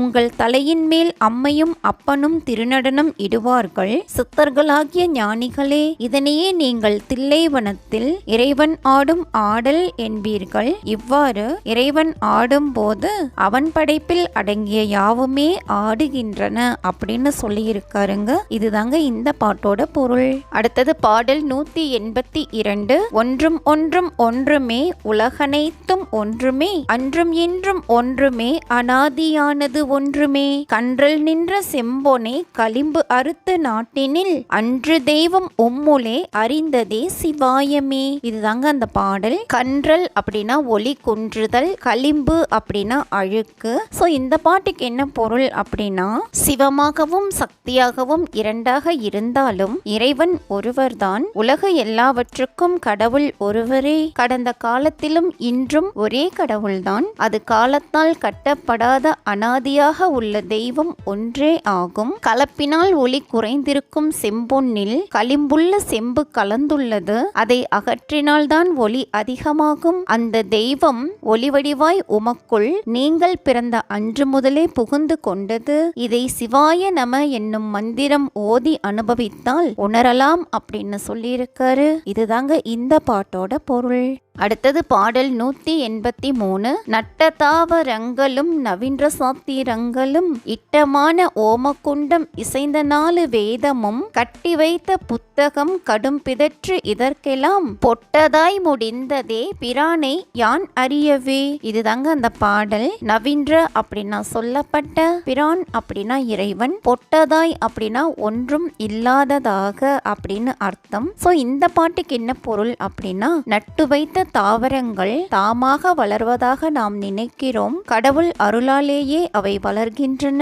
அதுபோல சொல்லப்பட்ட சாஸ்திரங்களும் ஓமகுண்டத்தில் ஓதப்படும் வேத மந்திரங்களும் பல்வேறு பொருள் பற்றி எழுதப்பட்ட புத்தகங்களும் பெரிய பிதற்றுகளே ஆகும். ஏனென்றால் இறைவன் அருள் சிறிதளவாகிலும் இருந்ததால் தான் இவை வந்தன. முழுதும் இறைவனை நாம் அறிந்து கொண்டால் இவை அனைத்தும் வெறும் பிதற்றலாக ஆகிவிடும் அப்படின்னு சொல்லி இருக்காரு. இதுதாங்க இந்த பாட்டோட பொருள். அடுத்தது பாடல் 184. வட்டமான கூட்டிலே வளர்ந்தெழுந்த அம்புலி சட்டமாம் படத்திலே சங்கு சக்கரங்களாய் விட்டதஞ்சு வாசலில் கதவினால் அடைத்த பின் முட்டையில் எழுந்த சீவன் விட்டவாரது எங்கனே. இதுதாங்க அந்த பாடல். அம்புலி அப்படின்னா நிலவு அப்படின்னும், அஞ்சு வாசல் அப்படின்னா ஐம்புலன் அப்படின்னும் அர்த்தம். சோ இந்த பாட்டுக்கு என்ன பொருள் அப்படின்னா, உடம்பாகிய கூட்டுக்குள்ளே வட்டமான முழு நிலவாக வளர்ந்து எழுந்து நிற்கிறது பிரம்மம். அதுவே இப்பூமி எங்கும் சங்கு சக்கரங்களாக திகழ்கிறது. இதனை நன்கறிந்து ஐம்புலன்களையும் திருவைந்தெழுத்தால் அடக்கி அண்டமாக விளங்கும் முட்டையில் எழுந்த உயிராகிய சிவனை சிவனுடன் சேர்ப்பீராக. இதனால் இரவா நிலையடைந்து இறைவனுடன் இரண்டர கலந்து பேரின்பம் அடையலாம் அப்படின்னு சொல்லியிருக்காரு. இதுதாங்க இந்த பாட்டோட பொருள். அடுத்தது பாடல் 185. கோயில் பள்ளி ஏதடா குறித்து நின்றது ஏதடா வாயினால் தொழுது நின்ற மந்திரங்கள் ஏதடா நியாயமான பள்ளியில் நன்மையாய் வணங்கினால் காயமான பள்ளியில் காணலாம் இறையே. இதுதாங்க அந்த பாடல். தொழுது அப்படின்னா வணங்கி, காயம் அப்படின்னா உடல், இறை அப்படின்னா இறைவன். சோ இந்த பாட்டுக்கு என்ன பொருள் அப்படின்னு பார்த்தா, கோயில் என்பதும் பள்ளி என்பதும் குறிப்பாக உள்ள வடிவங்களும் வாயால் வேண்டுவதும் மந்திரம் ஓதுவதும் தேவையில்லை. நியாயமாக நடப்பதே பள்ளியாகும். நன்மை செய்வதே வணங்குதல் ஆகும். இவ்வாறு செய்தால் நம் உடம்பிலேயே கடவுளை காணலாம் அப்படின்னு சொல்லியிருக்காரு. இதுதாங்க இந்த பாட்டோட பொருள். அடுத்தது பாடல் 186. நல்ல வெள்ளி ஆறதாய் நயந்த செம்பு நாலதாய் கொல்லும் நாக மூன்றதாய் குலாவு செம்பொன் இரண்டதாய் வில்லினோசை ஒன்றுடன் விளங்க ஊத வல்லிரேல் எல்லையொத்த சோதியானை எட்டும் ஆற்றலாகுமே. இதுதாங்க அந்த பாடல். சோதியான் அப்படின்னா இறைவன் அப்படின்னு அர்த்தம். சோ இந்த பாட்டுக்கு என்ன பொருள் அப்படின்னா, 1 என்பது ஓம் என்னும் மந்திரத்தை குறிப்பது, 2 என்பது ஹ்ரீம் என்ற மந்திரத்தை குறிப்பது, 3 என்பது ஐம் க்ளீம் சௌம் என்னும் மந்திரத்தை குறிப்பது, 4 என்பது ஓம் ஐம் ஹ்ரீம் ஸ்ரீம் என்ற மந்திரத்தை குறிப்பது, 6 என்பது நமோ குமாராய என்ற மந்திரத்தை குறிப்பது. மேற்காணும் மந்திரங்களை முறையே வெள்ளிக்கிழமை அன்று 6 எழுத்து மந்திரத்தையும், செவ்வாய்க்கிழமையன்று 4 எழுத்து மந்திரத்தையும், புதன் மற்றும் வெள்ளிக்கிழமையன்று 3 எழுத்து மந்திரத்தையும், வியாழக்கிழமையன்று 2 எழுத்து மந்திரத்தையும், சனிக்கிழமையன்று ஓரெழுத்து மந்திரத்தையும் தியானித்து பிராணாயாமம் செய்தால் நம் எல்லைக்கு ஒத்த நிலையில் சோதியான இறைவனை எட்டலாம் அப்படின்னு சொல்லியிருக்காரு. இதுதாங்க இந்த பாட்டோட பொருள். அடுத்தது பாடல் 187. மனத்தகத்து அழுக்கராத மௌன ஞான யோகிகள் வனத்தகத்து இருக்கினும் மனத்தகத்து அழுக்கரார். மனத்தகத்து அழுக்கறுத்த மௌன ஞான யோகிகள் முளைத்தடத்து இருக்கினும் பிறப்பு அறுத்து இருப்பரே. இதுதாங்க அந்த பாடல். வனம் அப்படின்னா காடு, அழுக்கு அப்படின்னா காமம், வெகுளி, மயக்கம், எப்படி வேணாலும் எடுத்துக்கலாம். ஸோ இந்த பாட்டோட பொருள் என்ன அப்படின்னா, மனத்தில் காமம், வெகுளி, மயக்கம் போன்ற அழுக்குகள் நீங்காமல் மௌன யோகம் பயின்ற யோகிகள் காட்டில் இருந்தாலும் மன அழுக்குகள் நீங்காமல் வளர்ந்தபடியேதான் இருக்கும். மனத்தில் அழுக்குகள் இல்லாத மௌன ஞானத்தை உணர்ந்து யோகம் செய்தவர்கள் பெண்களின் மார்பகங்களை தழுவி இருந்தாலும் பிறப்பில்லாத வாழ்க்கை பயனை அடைந்தே தீருவார்கள் அப்படின்னு சொல்லியிருக்காரு. இதுதாங்க இந்த பாட்டோட பொருள். அடுத்தது பாடல் 188. உருவுமல்ல ஒளியுமல்ல ஒன்றதாகி நின்றதே, மருவுமல்ல கந்தமல்ல மந்தநாடி உற்றதல்ல, பெரியதல்ல சிறியதல்ல பேசும் ஆவி தானுமல்ல, அரியதாக நின்ற நேர்மை யாவர்கான வல்லீரே. இதுதாங்க அந்த பாடல். உரு அப்படின்னா உருவம், மரு கந்தம் இதெல்லாமே மனம் அப்படின்னு அர்த்தம், ஆவி அப்படின்னா உயிர். சோ இந்த பாட்டுக்கு என்ன பொருள் அப்படின்னா, இறைவன் தனித்த உருவம் கொண்டவர் அல்ல, தனித்த ஒளியாகவும் அவர் இருப்பதில்லை. இவை இரண்டும் ஒன்றாகி நிற்கும் நுண்ணிய மனமும் அல்ல, செறிவான மனமும் அல்ல, மெல்லிய நாடியும் அல்ல, மிக பெரியதாகவும் மிக சிறியதாகவும் இருப்பவரும் அல்ல, அனைவரும் பேசுகின்ற உயிராகவும் அவர் இல்லை, முடிவாக உணரக்கூடிய ஒரு பொருளாகவும் அவர் இல்லை. ஆகவே அவரை காணக்கூடியவர் ஒருவரும் இல்லை அப்படின்னு சொல்லியிருக்காரு. இதுதாங்க இந்த பாட்டோட பொருள். அடுத்தது பாடல் 189. ஓரெழுத்து உலகெல்லாம் உதித்த உள் சிரத்துளே, ஈரெழுத்து இயம்புகின்ற இன்பம் ஏது அருகிலீர், மூவெழுத்து மூவராய் மூண்டு எழுந்த மூர்த்தியை நாலெழுத்து நாவிலே நவின்றதே சிவாயமே. இதுதாங்க அந்த பாடல். உதித்த அப்படின்னா தோன்றிய, நவின்ற அப்படின்னா கூறிய. ஸோ இந்த பாட்டோட பொருள் என்ன அப்படின்னா, உலகம் அனைத்தும் ஓம் என்னும் ஓர் எழுத்திலேயே தோன்றின. ஹ்ரீம் என்பது 2 எழுத்து மந்திரம் ஆகும். இது சக்திக்கு உரியது. இதில் உண்டாகும் இன்பத்தை பலர் அறிந்திலர். ஐம், க்ளீம், சௌம் என்னும் 3 விதை எழுத்துக்களின் முடிவில் மும்மூர்த்திகள் உண்டாயினர். ஓம், ஐம், ஹ்ரீம், ஸ்ரீம் என்னும் 4 விதை எழுத்துக்களே இவை யாவுமாக உள்ளன. இவை யாவுமே சிவாய நம என்னும் திருவைந்தெழுத்தின் விளைவும் ஆகும் அப்படின்னு சொல்லியிருக்காரு. இதுதாங்க இந்த பாட்டோட பொருள். அடுத்தது பாடல் 190.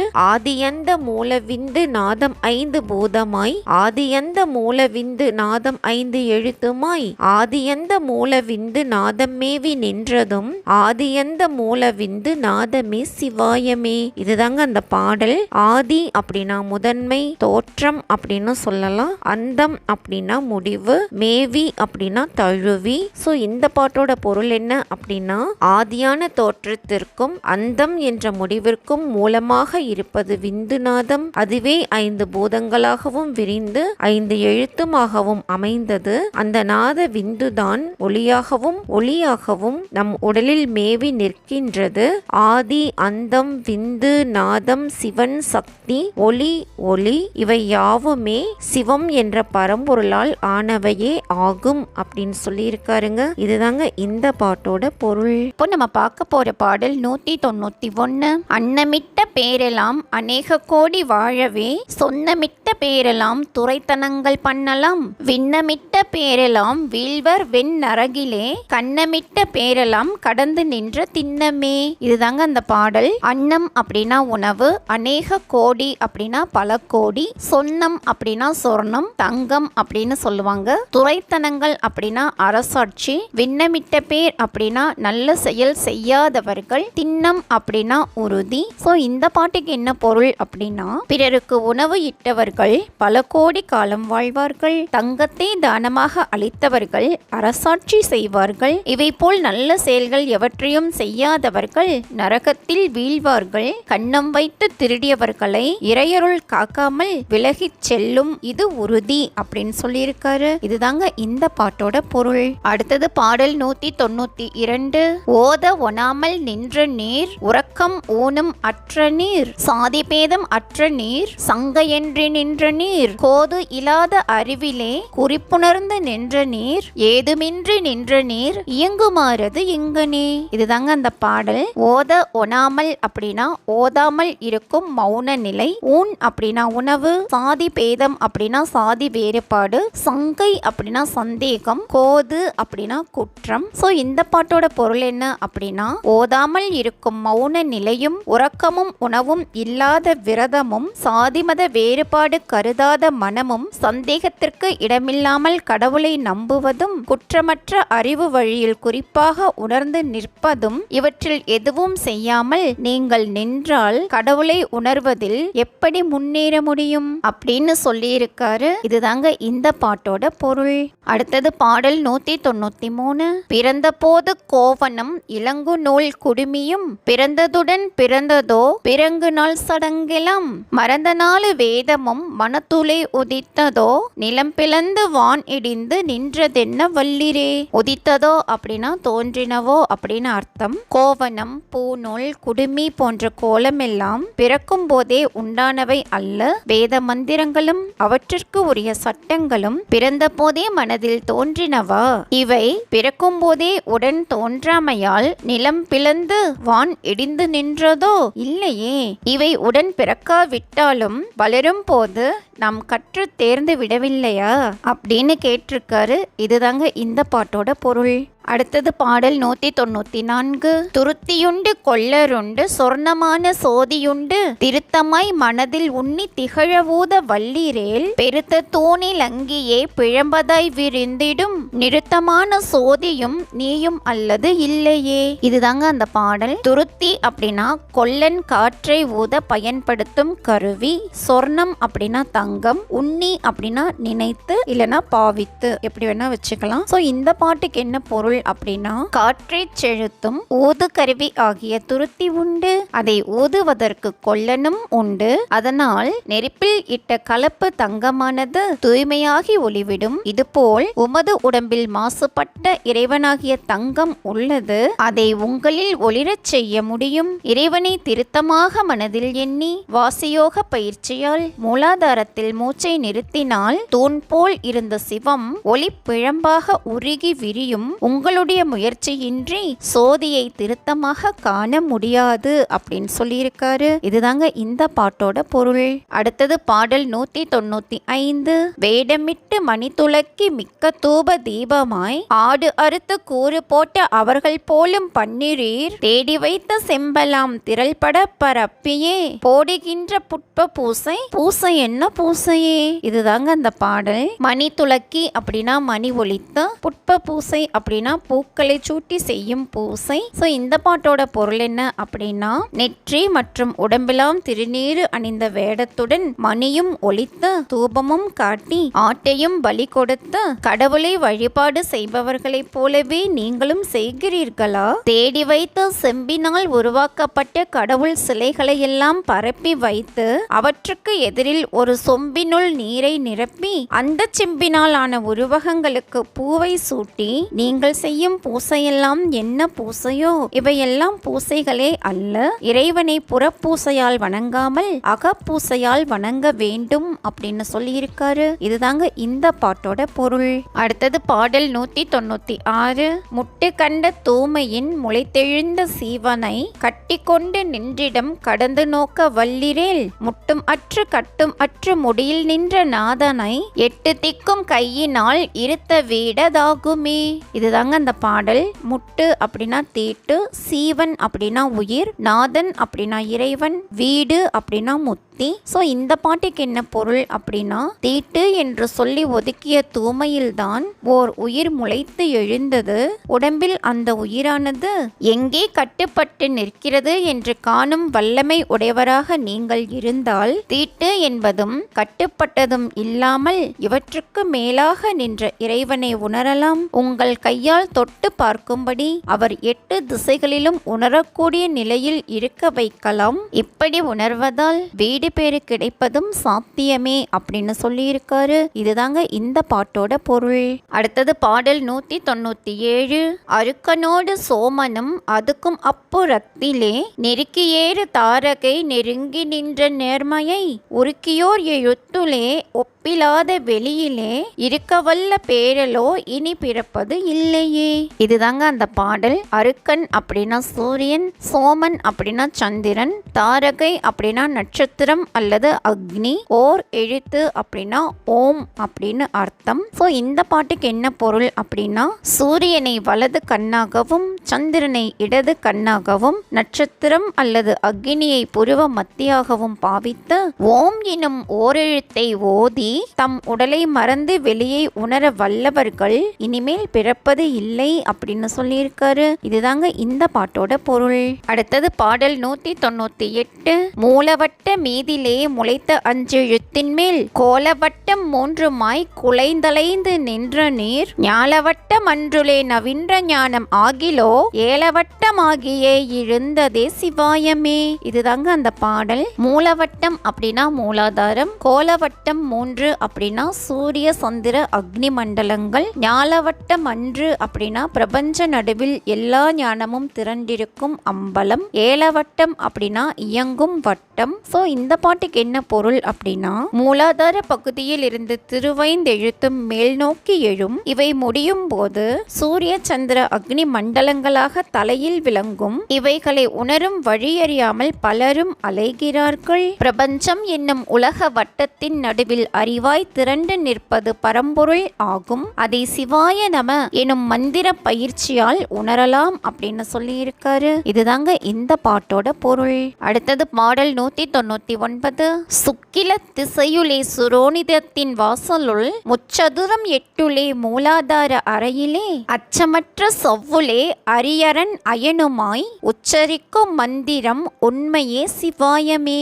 இதுதாங்க அந்த பாடல். சுக்கிலம் அப்படின்னா ஆணின் விந்து, சுரோனிதம் அப்படின்னா பெண்ணின் முட்டை, அரி அப்படின்னா விஷ்ணு, அரண் அப்படின்னா உருத்ரன், அயன் அப்படின்னா பிரம்மன், சிவாயம் அப்படின்னா சிவாய நம என்னும் திருவைந்தெழுத்து மந்திரம். ஸோ இந்த பாட்டுக்கு என்ன பொருள் அப்படின்னா, ஆணின் விந்தணுவானது பெண் முட்டையின் வாசல் நுழைந்ததும் உயிர் உண்டாகிறது. அது 8 முக்கோணங்களை கொண்ட யோக ஆதாரமாகிய நுண் உடலாக வளர்கிறது. இந்த உடலில் மூலாதாரம் முதல் இந்த 8 ஆதாரங்களிலும் பிரம்ம முடிச்சு, விஷ்ணு முடிச்சு, உருத்ர முடிச்சுகளை கடந்து செல்லும் மந்திரம் உண்மையிலேயே சிவாய நம என்பதே ஆகும் அப்படின்னு சொல்லியிருக்காரு. இதுதாங்க இந்த பாட்டோட பொருள். அடுத்தது பாடல் 200. பூவும் நீரும் என்மனம் பொருந்து கோயில் என்னுளம் ஆவியோடு லிங்கமாய் அகண்டமெங்கும் ஆகிலும் மேவுகின்ற ஐவரும் விலங்கு தீப தீபமாய் ஆடுகின்ற கூத்தனுக்கோர் அந்தி சந்தி இல்லையே. இதுதாங்க அந்த பாடல். ஆவினா உயிர், அகண்டம் அப்படின்னா பிரபஞ்சம், ஆடுகின்ற கூத்தன் அப்படின்னா நடராச பெருமான், அந்தி சந்தி அப்படின்னா இரவு பகல். ஸோ இந்த பாட்டுக்கு என்ன பொருள் அப்படின்னா, என் உள்ளம் ஒரு கோயில், கற்பனையால் பூவும் நீரும் பக்தி மனதோடு பொருந்துமாறு பூசை செய்கிறேன். என் உயிரே லிங்கமாக உள்ளது. அதனால் பறந்து விரிந்த உலகம் முழுவதுமே எனக்குள் அடங்கி விடுகிறது. என் உடலில் உள்ள ஐம்புலனும் ஐம்பொறியுமே 5 முக குத்து விளக்காகி எரிகிறது. என் என் மனக்கோயில் ஆடும் கூத்த பெருமானுக்கு இரவு பகல் என்ற வேறுபாடுகளே இல்லை அப்படின்னு சொல்லியிருக்காரு. இதுதாங்க இந்த பாட்டோட பொருள். என்ன ஃப்ரெண்ட்ஸ், உங்களுக்கும் பாட்டும் பொருளும் தெளிவா புரிஞ்சிருக்கும்னு நினைக்கிறேன். தேங்க்யூ.